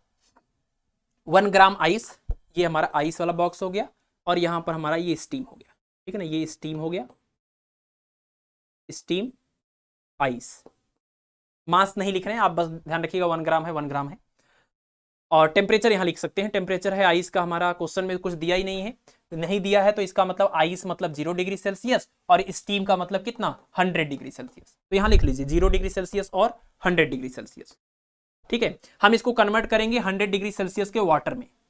जरूरी तो नहीं है कि फाइनली ये वाटर में ही जाए, लेकिन हम ऐसा मान के इसको सॉल्व कर सकते हैं। तो 100 डिग्री सेल्सियस के वाटर में कन्वर्ट करना है, 100 डिग्री सेल्सियस का स्टीम है, तो आप देखिए एक ही स्टेप में ये पहुंच जाएगा यहाँ पर 100 डिग्री सेल्सियस के वाटर में, क्योंकि ये ऑलरेडी इसका टेम्परेचर उतना ही है। लेकिन ये गैस वाले स्टेट से लिक्विड वाले स्टेट में इसको कन्वर्ट करना है, तो कितना हीट ये निकालेगा अपने अंदर से, कितना हीट ये देगा इस वाली बॉडी को, कोल्ड वाली बॉडी को, यहाँ से यहाँ पहुंचने में। तो यहाँ से यहाँ पहुंचने में ये जो हीट देगा वो हो जाएगा हीट लॉस्ट इक्वल टू, ये स्टेट चेंज हो रहा है तो m इंटू एल, और ये लिक्विड और गैस वाला मामला है तो ये वेपराइजेशन का लेटेंट हीट। मास कितना था? मास था 1 ग्राम, तो यहाँ रखेंगे मास 1 ग्राम, और लेटेंट हीट ऑफ वेपराइजेशन 540, कितना हो गया 540 कैलोरी। इसका मतलब जो हमारा स्टीम है जब वो 100 डिग्री सेल्सियस से वाटर में कन्वर्ट होगा 100 डिग्री सेल्सियस के, तो इस कंडीशन में पहुंचने के लिए वो इतना हीट अपने अंदर से निकाल सकता है, ठीक है। इसने निकाल दिया। अब ये जो इसने निकाल दिया, अब हमें इसको क्या करना है, इसको देना है। और जब हम इसको ये हीट देंगे तो वो किस कंडीशन में पहुंचेगा हमें नहीं पता है। तो सबसे पहले तो हम ये पता कर लें कि इनको यहां से यहां पहुंचने में कितना हीट की जरूरत पड़ रही है। हमारे पास स्टोरेज में इतना है, इनको कितना चाहिए यहां पहुंचने के लिए, पहले तो हम ये हम निकालेंगे, क्योंकि हम इक्विलिब्रियम पहले स्टेब्लिश कर लें, फिर हम देखेंगे कितना बचा कितना खत्म हुआ। तो आइस को पहले हम पहुंचाएंगे कहां पर, आइस को पहले हम वाटर में पहुंचाएंगे 0 डिग्री सेल्सियस के। 0 डिग्री सेल्सियस के वाटर में पहुंचने के बाद अब क्या होगा, अब इसको हम 100 डिग्री सेल्सियस के वाटर में पहुंचा सकते हैं। तो 0 डिग्री सेल्सियस का आइस 0 डिग्री सेल्सियस के वाटर में कन्वर्ट होने के लिए कितना हीट इसको चाहिए भैया, इसको हीट चाहिए m इंटू एल के अकॉर्डिंग इतना हीट चाहिए। आप चाहे तो इसको कैलकुलेट भी कर सकते हैं, कितना मास कितना है, मास है 1 gram, latent heat of vaporisation fusion कितना है 80, यानी कितना हो गया 80 कैलोरी। मतलब कि आइस को वाटर में कन्वर्ट होने के लिए 80 कैलोरी हीट चाहिए। अब इस वाटर को इस वाले वाटर में कन्वर्ट होने के लिए कितना चाहिए, कितना इसको हीट देंगे, तो यहां पर ये टेम्परेचर वाला मामला है, तो ये formula m into C into delta T. Mass कितना है, मास है वही 1 ग्राम, और c कितना है, ये वाटर है तो specific heat 1, change in temperature 0 से बढ़ा के 100 जाना है, तो इन्हें 100 माइनस 0 करेंगे तो 100, यानी कितना हो गया 100 कैलोरी। देख रहे हैं, यानी कि इस बर्फ को यहां से यहां पहुंचने के लिए 80 और 100 यानी टोटल कितना चाहिए, टोटल 180 कैलोरी हीट चाहिए। और हमारा जो स्टीम है वो कितना दे सकता है यहां जाने से पहले, 540। समझिए बात को, इनको चाहिए यहां पहुंचने के लिए 180, और इनके पास ये यहां से यहां जाने में दे कितना रहे हैं 540।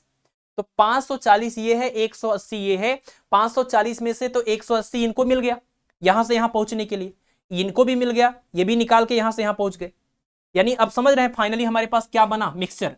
हमारा स्टीम भी वाटर में कन्वर्ट हो गया, हमारा आइस भी वाटर में कन्वर्ट हो गया। कितने टेम्परेचर पर, 100 डिग्री सेल्सियस पर। 1 ग्राम ये था, 1 ग्राम ये था, दोनों मिलके कितना बन गए, ये बन गया 2 ग्राम वाटर। टेम्परेचर कितना, टेम्परेचर 100 डिग्री सेल्सियस। लेकिन अभी भी आपका 540 में से 180 माइनस करने पर जितना हीट आएगा वो हीट अभी बचा हुआ है। और heat lost equal to heat gain होता है, यानी हीट को आपको बचाना नहीं है और जरूरत से ज्यादा खर्च भी नहीं करना है। आपको 540 कैलोरी हीट मिला है, उसको पूरा खर्च करना पड़ेगा। और ये यहां से यहां पहुंच गए, खर्च किया इन्होंने सिर्फ 180, बचा कितना, इसमें से इसको माइनस कर दीजिए तो ये हो जाएगा 360। यानी कितनी हीट अभी बची हुई है, ये बची हुई है 360 कैलोरी। आपका मिक्सचर यहां पर इक्विलिब्रियम में इस कंडीशन में आया, अभी इक्विलिब्रियम में आया नहीं एक्चुअल में, दोनों को हमने यहां पर पहुंचाया एक सिंगल स्टेट में, 2 ग्राम का वाटर बन गया, 2 ग्राम वाटर बन गया 100 डिग्री सेल्सियस वाला, लेकिन अभी 360 कैलोरी हीट इसको मिल रही है। और 360 कैलोरी हीट जब आप इसको देंगे तो इस वाटर, अब देखिए वाटर 100 डिग्री सेल्सियस पर है, तो वाटर अब कहां जाएगा, ये वाले हीट को लेकर के ये लिक्विड से गैसियस स्टेट में, मतलब स्टीम में कन्वर्ट होगा। अब इस पूरे 2 ग्राम, पूरा 2 ग्राम इसको लेकर के हीट में कन्वर्ट, स्टीम में कन्वर्ट होगा, ये हमें नहीं पता है ना। या तो आप चेक भी कर सकते हैं कि 2 ग्राम को आप एक चीज चेक कर सकते हैं कि 2 ग्राम अगर आपके पास वाटर है, 2 ग्राम वाटर है और इसको आप 100 डिग्री सेल्सियस से 100 डिग्री सेल्सियस वाले स्टीम में कन्वर्ट करना चाहते हैं, वाटर से स्टीम में कन्वर्ट करना चाहते हैं, तो कितना हीट चाहिए इसको चेक कर लीजिए। Q इक्वल टू, ये लिक्विड से गैस वाला मामला है, टेम्परेचर चेंज नहीं हो रहा है, सिर्फ स्टेट चेंज हो रहा है, तो m into L into V करेंगे। m कितना, 2 ग्राम, और ये कितना होता है 540, मल्टीप्लाई करिए कितना हो जाएगा, ये 2 चौके 8 और 2 पंजे 10, यानी 1080 कैलोरी हीट चाहिए इस पूरे 2 ग्राम वाटर को स्टीम में कन्वर्ट होने के लिए। हमारे पास सिर्फ 360 है, तो हम क्या कर लेंगे, हम ये मानेंगे कि इस 2 ग्राम वाटर में से, 2 ग्राम वाटर में से m ग्राम वाटर स्टीम में कन्वर्ट होगा ये वाली हीट को लेकर के। तो क्या हो जाएगा फार्मूला, क्या हो जाएगा, 2 ग्राम, अगर 2 ग्राम में से m ग्राम अगर वाटर स्टीम में कन्वर्ट हो गया तो m इंटू, और जब स्टीम में कन्वर्ट होगा तो ये m इंटू एल से, यानी m इंटू 540 बराबर कितना, इसने ये यूज किया है 360 कैलोरी, 360 कैलोरी हीट इसको दिया, और इसमें से m ग्राम वाटर जो है वो स्टीम में कन्वर्ट हो गया, तो वाटर से स्टीम में जाने के लिए इतना हीट लगा m इंटू एल के अकॉर्डिंग, और हमने जो दिया है वो 360 के बराबर है। आप यहां से सॉल्व कर लीजिए, आपको मिल जाएगा m इक्वल टू 36/54, और 18 से काट दीजिए 2/3, यानी कि 2/3 ग्राम जो मास है वो स्टीम में कन्वर्ट हो जाएगा। ये हमारा क्या है, ये हमारा स्टीम बना, इस पूरे मिक्सचर का 2/3 भाग स्टीम में कन्वर्ट हो जाएगा। तो वाटर में कितना बचेगा, एक सेकेंड, वाटर में कितना बचेगा, वाटर में बचेगा, water is equal to, steam तो हमने निकाल लिया, वाटर कितना बचेगा, 2 ग्राम पूरा था, 2 ग्राम में से इतना निकल गया, 2 - 2/3, यानी कि 6 - 2, यानी कि 4/3 ग्राम वाटर बचेगा। ठीक है ना, तो जो 360 कैलोरी हीट बचा था उसकी वजह से इसका 2/3 ग्राम स्टीम में कन्वर्ट हो जाएगा, बाकी का 4/3 ग्राम वाटर रह जाएगा। अब देखिए फाइनल मिक्सचर क्या हुआ, फाइनल मिक्सचर में वाटर भी है, स्टीम भी है। वाटर कितना है, वाटर है आपका 4/3 ग्राम, स्टीम कितना है आपका 2/3 ग्राम, टोटल को ऐड करिएगा तो 2 ग्राम आ जाएगा, 4/3 प्लस 2/3 6/3, यानी कि 2 ग्राम। और फाइनल टेम्परेचर कितना, तो स्टीम जो है वो भी 100 डिग्री सेल्सियस, और वाटर को हम ऑलरेडी लेकर के आए थे 100 पर, यानी फाइनल मिक्सचर हमारा कितना 100 डिग्री सेल्सियस पर। तो हमने देखिए कंपोजिशन भी पता कर लिया, हमने फाइनल टेम्परेचर भी पता कर लिया। ठीक है, तो एक तो कंपोजिशन को पता करने के लिए आपको ये मेथड सॉल्व करना ही करना होगा। कोई भी सवाल आ जाए और कुछ भी वो आपसे पूछ लें, अगर आप इस मेथड से सॉल्व करते हैं तो वो गलत नहीं होगा, उसका आंसर आ ही जाएगा। बाकी इसके अलावा भी आपने पीछे देखा कि अगर सिर्फ जैसे यहां से हमने इसका कंपोजिशन देख के बता दिया, 1 ग्राम आइस था, 1 ग्राम स्टीम था, तो फाइनल टेम्परेचर तो 100 ही आएगा, है ना। अगर 1 ग्राम वाटर होता और 1 ग्राम आपका ये स्टीम होता तब भी फाइनल टेम्परेचर 100 ही आता। लेकिन अगर 1 ग्राम की बजाय ये कुछ 2 ग्राम 3 ग्राम होते, ये मेथड तब भी काम आएगा, लेकिन पिछला मेथड काम नहीं आएगा। ठीक है, तो आप हमेशा ये काम करिए, जब भी स्टीम वाली प्रॉब्लम हो आप उसको फाइनली पहुंचाइए कहां पर, आप फाइनली उसको पहुंचाइए 100 डिग्री सेल्सियस वाले वाटर की तरफ। और ऐसा यहां पहुंचाने के लिए इनको कुछ हीट निकालना होगा, इनको कुछ हीट की जरूरत पड़ेगी। इन्होंने जितना निकाला वो देख लीजिए, इनको कितनी जरूरत है ये देख लीजिए, जितनी जरूरत है उतनी इसमें से अगर अवेलेबल है तो दे दीजिए, नहीं अवेलेबल है तो आप कह दीजिए कि नहीं हो पाएगा। ठीक है ना, तो अगर अवेलेबल है तो आपने दे दिया, अगर बिल्कुल जितना इनको चाहिए होगा अगर उतना ही आपके पास था तब तो प्रॉब्लम यही सॉल्व हो गया था, है ना। फाइनल जो वो था वाटर बन जाता 100 डिग्री सेल्सियस का, लेकिन आपके पास बच गया, और बचाना नहीं है, 540 में से आपने 180 खर्च किया, 360 अभी भी बच गया।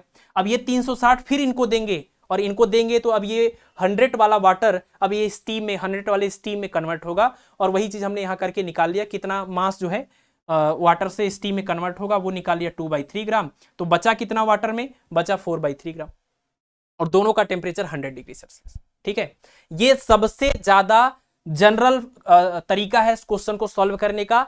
कोई भी क्वेश्चन होगा ये मेथड हर बार काम आएगा और ये आपको सीखना चाहिए, भले इस सवाल में इन्होंने नहीं पूछा था।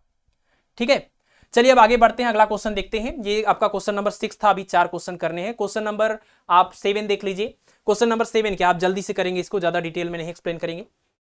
इसमें कह रहे हैं कि steam is passed into 54 gram of water at 30 degree Celsius. यानी वाटर है आपका, ये वाटर यहां पर ले लीजिए, ये वाटर है 54 ग्राम और टेम्परेचर इसका कितना है, टेम्परेचर है इसका 30 डिग्री सेल्सियस। ठीक है, इसके ऊपर आपने स्टीम डाला, भाप डाल दिया, ठीक है ना। और जो स्टीम आपने डाला वो डालने के बाद अब स्टीम इसके अंदर गया, ये वाटर है तो आप समझ पा रहे हैं स्टीम से हीट जाएगा वाटर के अंदर और स्टीम का टेम्परेचर घटेगा तो स्टीम भी वाटर में कन्वर्ट होगा। वाटर जो 30 वाला है उसका भी टेम्परेचर बढ़ेगा, इनका घट रहा है इनका बढ़ रहा है, बढ़ते घटते दोनों किसी एक कंडीशन में पहुंचेंगे, एक फाइनल टेम्परेचर आएगा, है ना। तो यहां पर ये कह रहे हैं कि इसका टेम्परेचर ये जो है 30 से कहां तक ले जाना है, आपको 90 तक ले जाना है। यानी आपको ये जो वाटर है इसका टेम्परेचर 30 से बढ़ाकर 90 तक ले जाना है। और ऐसा करने के लिए क्या करना होगा, the mass of mixture will be, अगर इसके ऊपर स्टीम डालें और स्टीम डालने पर इसका टेम्परेचर 30 से 90 हो जाए तो अब इस नए वाले मिक्सचर का मास बताना है। देखिए इस नए वाले मिक्सचर में सिर्फ वाटर, ये वाला 54 ग्राम वाला वाटर नहीं होगा, क्योंकि इस स्टीम का जो हिस्सा आपने इसमें यूज किया है वो स्टीम ने अपना हीट इसको दिया होगा, तभी तो वो यहां से यहां पहुंचा होगा। और जो जब इसने अपना हीट दिया होगा तो वो हीट निकलने के बाद आपका स्टीम भी तो वाटर में कन्वर्ट होगा और आपका स्टीम भी तो इस 90 डिग्री सेल्सियस वाले टेम्परेचर में पहुंचेगा, तभी तो इक्विलिब्रियम स्टेब्लिश होगा। यानी आपको फाइनल जो मिक्सचर बनाना है उसका टेम्परेचर है 90 डिग्री सेल्सियस। फाइनल मिक्सचर आपका 90 डिग्री सेल्सियस का वाटर बनेगा, ये इन्होंने इस सवाल में बोला है। जैसे कि हम पिछले सवाल में 100 डिग्री सेल्सियस वाला वाटर बना रहे थे, वो इन्होंने कह दिया कि नहीं 90 डिग्री सेल्सियस वाला वाटर बनाइए, ये भी है और ये भी है। तो अब बताइए ये 0 डिग्री सेल्सियस वाला आपका स्टीम है, सपोज इसका मास है m और टेम्परेचर है 0 डिग्री सेल्सियस, तो इसको यहां पहुंचाना है वाटर में 90 डिग्री सेल्सियस पर। क्या होगा, सबसे पहले तो आपका स्टीम जो है वो स्टीम जाएगा आपका वाटर में 100 डिग्री सेल्सियस पर। सॉरी, स्टीम का 0 कैसे होगा, स्टीम है तो ये 100 है ना, ये 100, ठीक है। अगर नहीं दिया है तो स्टीम को 100 लेंगे। तो आपका पहले स्टीम क्या होगा, वो 100 डिग्री सेल्सियस वाले वाटर में जाएगा और 100 डिग्री सेल्सियस वाले वाटर में से और हीट निकालेंगे तो वो आपका 90 डिग्री सेल्सियस वाले वाटर में कन्वर्ट होगा। तो यहां पर कितना हीट इसको निकालना पड़ेगा, जब इसके ऊपर गिरा तो कितना हीट निकालना पड़ा, तो Q equal to M into L से मास कितना है, मास नहीं पता है, L कितना, लेटेंट हीट ऑफ वेपराइजेशन यहाँ यूज करेंगे, ये होता है 540 इतना कैलोरी। और ये 100 डिग्री सेल्सियस का वाटर बन गया। अब 90 डिग्री सेल्सियस का वाटर बनने में कितना हीट निकलेगा इसमें से, तो M टेम्परेचर बदल रहा है तो M into C into delta T, मास नहीं पता है M ही है, और स्पेसिफिक हीट यहाँ वाटर का 1 और चेंज इन टेम्परेचर 100 से 90 जा रहा है यानी कि 10 बदल रहा है तो 10M, ये 10M इतना कैलोरी। यानी टोटल जो इनको अपनी एनर्जी इसको अपनी एनर्जी निकालनी पड़ी, वो एनर्जी हीट लॉस्ट कितना हुआ, यहां से आप लिख सकते हैं हीट लॉस्ट इक्वल टू ये आपका 540M plus 10M, 540M plus 10M, ठीक है। और हीट गेन की बात करें, हीट गेन कितना है, यहां से देख लीजिए 30 से बढ़ाकर 90 जाना है। मास तो कितना है, मास तो 50 ही था इनका तो 50 ही था ना, तो 50 वाला जो वाटर है वो 50 वाले 90 वाले में 90 डिग्री सेल्सियस टेम्परेचर में जाने के लिए M into C into delta C से कितना हो जाएगा, मास था 54, सॉरी 50 नहीं 54, और 30 से 90 गए यानी कि 60 और स्पेसिफिक हीट 1, मल्टीप्लाई कर लीजिए तो 6 4 कितना हो गया 24 और 6 5 30 2 32 और इसके बाद 0, इतना कैलोरी, ठीक है ना। यानी इनको यहां से यहां पहुंचने में इतनी कैलोरी हीट की जरूरत है, इनका टेम्परेचर यहां से यहां पहुंचाने में इतने कैलोरी हीट की जरूरत है, और इन्होंने जो प्रोवाइड किया है वो भी इसी के बराबर होगा, तभी तो ऐसा पॉसिबल होगा। इन्होंने जो हीट प्रोवाइड किया है अगर वो हीट इसके बराबर होगा तभी तो ये यहां से यहां पहुंचेंगे और ये वो हीट को प्रोवाइड करके यहां से यहां पहुंचेंगे। तो हमने क्या किया, दोनों हीट लॉस्ट और हीट गेन को आपस में इक्वल कर दिया। इक्वल कर दीजिए तो ये 540 और 10 550 हो जाएगा ना, 550M इज इक्वल टू 3240 इतना कैलोरी, और इसमें, ठीक है ना, 0 से ये 0 हो जाएगा कैंसिल, तो m इक्वल टू हो जाएगा 3 2 4 और अपान में 5 5, ठीक है ना, अपान में 5 5। अब आप इसको सॉल्व कर सकते हैं और सॉल्व करने के बाद देखिए कितना आ जाएगा। अगर हम इसको कुछ आसानी से सॉल्व करने की कोशिश करें तो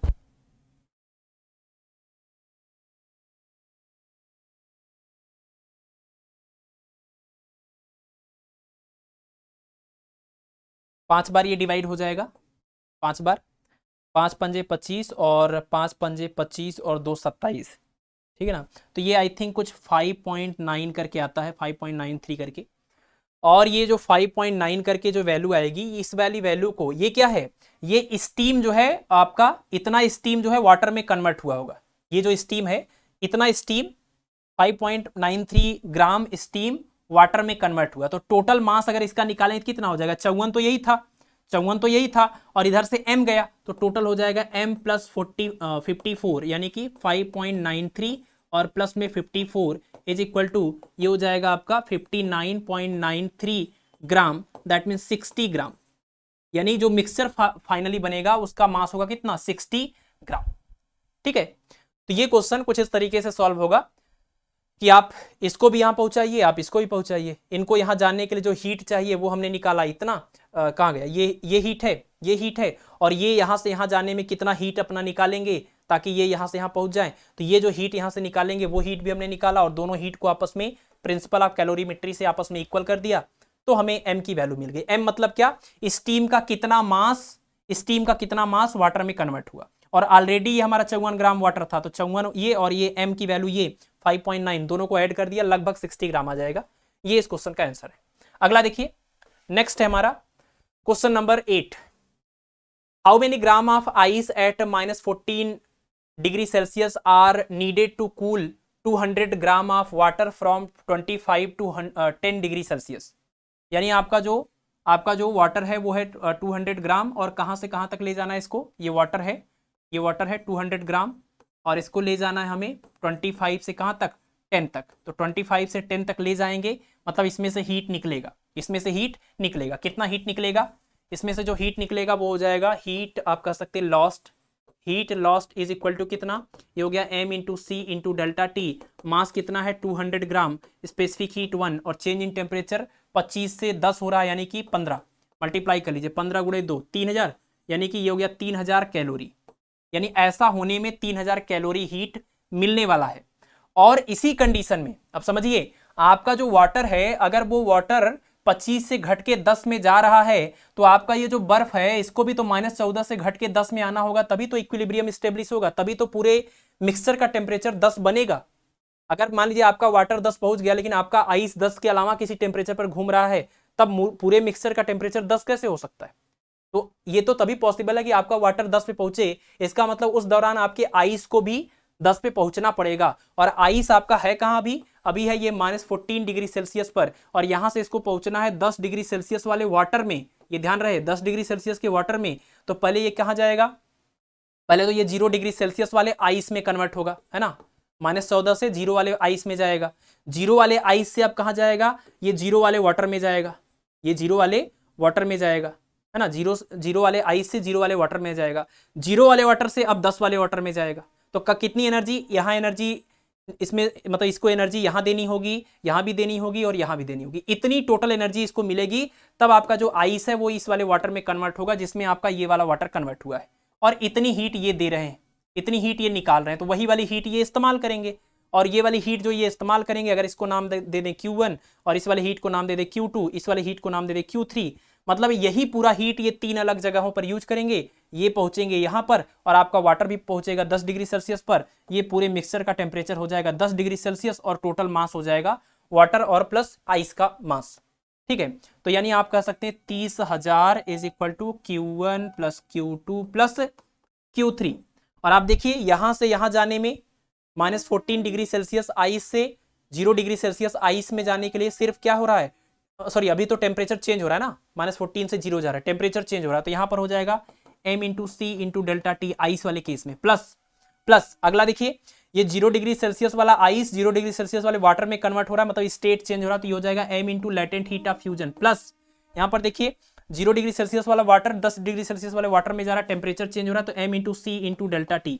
हर एक कंडीशन को ध्यान से आप देख करके वैल्यू रखिएगा कि पहला जो केस है वो आइस वाला था, आइस टू आइस, तो आइस का मास कितना था, मास कितना था, मास ही तो शायद पूछ रहे हैं, ये मास ही तो पूछ रहे हैं, तो मास को m रहने दीजिए, और यहां पर स्पेसिफिक हीट हमें इस आइस का रखना होगा, और आइस का स्पेसिफिक हीट 1/2 यानी 0.5, और चेंज इन टेम्परेचर -14 से बढ़ करके 0 हो रहा है, तो बड़ा वाला टेम्परेचर में से छोटे वाले टेम्परेचर को माइनस करेंगे तो प्लस में 14 हो जाएगा, और प्लस अगला देखिए मास तो वही m है, और लेटेंट हीट ऑफ फ्यूजन कितना होता है 80 होता है, प्लस अगला देखिए अब तो वाटर टू वाटर कन्वर्जन हो रहा है, तो यहाँ पर स्पेसिफिक हीट वाटर का रखेंगे, और मास कितना, मास तो वही अननोन है, और स्पेसिफिक हीट ऑफ वाटर और चेंज इन टेम्परेचर 0 to 10 यानी कि 10 is equal to 3000 calorie.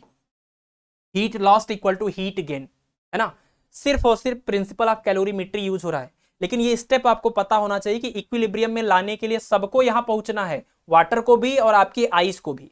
Water को हीट निकालना पड़ेगा और आइस को हीट की जरूरत है, तो जितना वो उन्होंने निकाला है वही यूज करके ये पहुंचेंगे वहां पर, है ना। तो इसका मतलब ये कि वही हीट हम यहाँ पर दोनों को आपस में इक्वेट कर देंगे, heat lost equal to heat gain. अब इसको आप सॉल्व कर लीजिए, आप देखिए यहाँ से ये पहले तो कैंसिल हुआ, 7 आ गया, और ये 80 हो गया, और ये 10 है, ठीक है ना, कितना हो गया 7m plus 80m plus 10m, ठीक ना, तो कितना हो जाएगा 80 प्लस 90 और 97, तो ये हो गया 97m is equal to 3000 calorie. तो m इक्वल टू कितना हो जाएगा, m इक्वल टू हो जाएगा 3000 अपान में 97, ठीक है, यही आ जाएगा।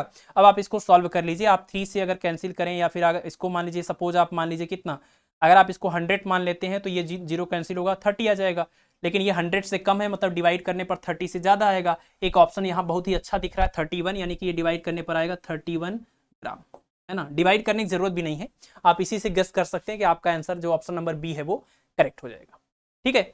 तो इस तरह से आप इस क्वेश्चन को सॉल्व कर सकते थे, नोट कर लीजिए। आगे बढ़ते हैं, अगला क्वेश्चन देखते हैं। अगला क्वेश्चन देखिए, चलिए, तो क्वेश्चन नंबर 9 में कह रहे हैं the amount of heat required will be minimum when a body is heated through, यानी कि इन तीनों में से कौन सी कंडीशन है जिसमें किसी वस्तु को गर्म करने पर सबसे कम उष्मा देने की आवश्यकता होगी। यानी अगर किसी वस्तु का टेम्परेचर 1 केल्विन बढ़ाएं तब कम उष्मा लगेगी, 1 डिग्री सेल्सियस पे कम लगेगी, 1 डिग्री फ़ारेनहाइट पर कम लगेगी। तो आपको पता है सबसे कम तो उसी में लगेगा, सबसे कम हीट तो उसी में लगेगा जिसमें हम टेम्परेचर सबसे कम बढ़ा रहे होंगे। और सबसे कम टेम्परेचर इसमें से कौन है, सबसे कम वाला टेम्परेचर का डिफरेंस कौन है, 1 केल्विन, 1 डिग्री सेल्सियस और 1 फ़ारेनहाइट। अगर कॉमन सेंस आप यूज करें तो आपको पता है डिग्री सेल्सियस में 100 डिवीजन, केल्विन में 100 डिवीजन, लेकिन फ़ारेनहाइट में 180 डिवीजन। इनिशियल और फाइनल सबका सेम है, ये फ्रीजिंग पॉइंट है ना, और ये बॉइलिंग पॉइंट है, ये फ्रीजिंग पॉइंट है और ये बॉइलिंग पॉइंट है, हर जगह यही बात है, ये बॉइलिंग पॉइंट है, ये फ्रीजिंग पॉइंट है ना, यहाँ पर भी फ्रीजिंग पॉइंट है और बॉइलिंग पॉइंट है वाटर का। तो मतलब इनिशियल और फाइनल सबका सेम है। इसमें टोटल 100 डिवीजन है ना, और इसमें भी टोटल केल्विन में भी 100 डिवीजन है, लेकिन फ़ारेनहाइट में आपको पता है 32 से 212 तक जाता है, यानी कि 180 डिवीजन है। इसका मतलब इसके डिवीजन ज्यादा नजदीक नजदीक है, और इसके डिवीजन का जो डिफरेंस है वो डिवीजन का डिफरेंस इसमें सेम है, क्योंकि दोनों में 100 डिवीजन है। तो इसी वजह से हम कहते हैं कि change in degree Celsius equal to change in Kelvin equal to 5/9 into change in Fahrenheit, ये होता है इसका फार्मूला, है ना। यानी कहने का मतलब ये कि इसका जो एक डिवीजन है, मतलब इसका जो 1 फ़ारेनहाइट है ना, वो इसके 1 डिग्री सेल्सियस से या 1 केल्विन से छोटा होता है। छोटा इसलिए होता है क्योंकि जितने में ये सिर्फ 100 डिवीजन है उतने में ये 180 है। 180 मतलब हर एक डिवीजन 1 फ़ारेनहाइट को रिप्रेजेंट कर रहा है ना। तो इसका मतलब ये कि एक फ़ारेनहाइट जो है वो एक तरह से आप मानिए लगभग 2 फ़ारेनहाइट जब मिलेंगे तब जाकर के 1 केल्विन के बराबर, लगभग 2, क्योंकि 100 का लगभग 2 गुना यानी 200 के आसपास ये जा रहा है। और ये रिलेशन भी आपके पास है कि ये जो आपके पास फ़ारेनहाइट होता है, 1 फ़ारेनहाइट वो कितने डिग्री सेल्सियस के बराबर होता है, तो आप यहां से निकाल सकते हैं। यानी कि 1 फ़ारेनहाइट का जो एक डिवीजन है, मतलब 1 फ़ारेनहाइट का जो डिफरेंस है वो 1 केल्विन के डिफरेंस से कम होता है, क्योंकि केल्विन वाला जो डिफरेंस है वो दूर दूर है और फ़ारेनहाइट वाला नजदीक नजदीक। तो 1 फ़ारेनहाइट का टेम्परेचर कम है, 1 केल्विन का टेम्परेचर ज्यादा है, और 1 सेल्सियस तो 1 केल्विन के बिल्कुल बराबर ही है ना। तो जिसमें सबसे कम टेम्परेचर में हम चेंज करेंगे उसी में सबसे कम हमें एनर्जी खर्च करनी होगी, हीट देनी होगी, तो ऑप्शन नंबर सी जो है वो करेक्ट हो जाएगा। ठीक है ना, और ये रिलेशन तो आपको याद ही होगा। चलिए तो आगे बढ़ते हैं। ये लास्ट वाले में कह रहे थे कि नहीं तीनों में सेम लगेगा, नहीं सेम नहीं लगेगा, ये दोनों में सेम लगेगा लेकिन ये इसमें कम लगेगा, सबसे तीनों में सबसे कम इसी में लगेगा। अगला देखिए क्वेश्चन, लास्ट क्वेश्चन जो हम कराने वाले हैं, क्वेश्चन नंबर 10। इस तरह का एक क्वेश्चन हमने कल की क्लास में, पिछली क्लास में भी किया था, परसों वाले में। देखिए इसमें क्या कर रहे हैं कि दो वस्तुओं के घनत्वों का अनुपात दिया है, उनकी विशिष्ट ऊष्माओं यानी स्पेसिफिक हीट का अनुपात दिया हुआ है। आपको क्या करना है, एकांक आयतन मतलब यूनिट वॉल्यूम के लिए उष्माधारिता मतलब हीट कैपेसिटी का रेशियो बताना है। तो हीट कैपेसिटी का रेशियो, हीट कैपेसिटी m/c होता है, तो m1c1 अपान में क्या हो जाएगा m2c2, यही हमें रेशियो पता करना है। और ये क्वेश्चन में दिया क्या है, डेंसिटी का रेशियो मतलब ρ1 अपान ρ2 कितना दिया है, ये 2/3। और क्या दिया है, स्पेसिफिक हीट का रेशियो यानी कि C1 अपान C2 कितना दिया हुआ है, 3/4। ये दोनों दिया हुआ है और हमें इसका रेशियो पता करना है। एक चीज और बोल रहे हैं, यूनिट वॉल्यूम के लिए, यूनिट वॉल्यूम मतलब V1 और V2 दोनों की वैल्यू कितनी लेनी है, 1 लेनी है ना, यूनिट वॉल्यूम मतलब 1 लेना है। तो मास की जगह पर आप क्या लिखते हैं, डेंसिटी का फार्मूला होता है मास अपान वॉल्यूम, तो ये हो जाएगा मास इक्वल टू क्या, डेंसिटी इंटू में वॉल्यूम। वॉल्यूम तो वैसे इन्होंने बोला 1, तो इसका मतलब मास इक्वल टू डेंसिटी आप लिख सकते हैं। तो मास जहां लिखा है वहां आप डेंसिटी लिखेंगे तो ρ1 अपान ρ2 मिलेगा, और ये आपका C1 अपान C2 ऑलरेडी था, ρ1 अपान ρ2 की वैल्यू 2/3, C1 अपान C2 की वैल्यू 3/4, इससे ये कैंसिल हो गया और 2 से 4 को कैंसिल कर दीजिए, 1/2 आ जाएगा। यानी स्पेसिफिक हीट या थर्मल हीट कैपेसिटी या थर्मल कैपेसिटी का जो रेशियो आएगा वो कितना आ जाएगा, 1:2, यानी कि ऑप्शन नंबर बी जो है वो करेक्ट हो जाएगा। इस तरह का एक क्वेश्चन पिछली क्लास में भी हमने कराया था। ठीक है, चलिए तो ये सारे क्वेश्चन हो गए जिसको हमें बताना था। बाकी के क्वेश्चन आप जल्दी जल्दी देख लीजिए, आपका होमवर्क है। क्वेश्चन नंबर 11 मिक्सिंग वाला प्रॉब्लम है। 1 kilogram of ice eight 0 degree Celsius is mixed with 1 kilogram of water at 10 degree Celsius, the resulting temperature will be. आपको बताना है कि इसमें से टेम्परेचर क्या होगा, 0 और 10 के बीच में, और 10 से ज्यादा, 0 से कम, या फिर 0 के बराबर। ठीक है, ये क्वेश्चन नंबर 11। अगला question number 12, 1 kilogram of ice, ये सेमी नहीं, ठीक है, 1 kilogram of ice eight 0 degree Celsius is mixed with 1 kilogram of water at 90 degree Celsius. देखना है ध्यान से आपको, 90 डिग्री सेल्सियस। तो फाइनल टेम्परेचर एंड कंपोजिशन, आपको फाइनल टेम्परेचर भी बताना है और ये भी बताना है कि जो फाइनल मिक्सचर बनेगा उसमें क्या चीज कितनी मात्रा में होगा। जैसा कि पीछे हमने एक सवाल अभी स्टीम वाला और वाटर वाला सॉल्व किया था ना, 360 कैलोरी जिसमें हीट बच गई थी, तो वैसे ही आपको इसको सॉल्व करना और बताना है कि फाइनल जो कॉम्बिनेशन होगा उसमें कौन सी चीज कितनी मात्रा में होगी। बर्फ भी है और वाटर भी है, तो क्या उसमें बर्फ और वाटर दोनों होंगे, कितनी कितनी मात्रा में, या फिर सिर्फ वाटर होगा कितना होगा, या सिर्फ बर्फ होगा कितना होगा, ये आपको बताना है। नेक्स्ट क्वेश्चन नंबर 13 और 14 भी मिक्सर वाले प्रॉब्लम है। इसमें 1800 कैलोरी हीट को 100 ग्राम वाटर जिसका टेम्परेचर 10 डिग्री सेल्सियस था, उसमें से 1800 कैलोरी हीट को निकाला गया है, तो फाइनल टेम्परेचर क्या होगा, कंपोजिशन क्या होगा। क्वेश्चन नंबर 14, इसमें find out the heat required to melt 50 gram ice out of 100 gram ice at -15 degree Celsius. -15 degree Celsius वाला 100 ग्राम बर्फ है और उसमें से आपको 50 ग्राम को पिघलाना है, तो कितना हीट चाहिए ये बताना है।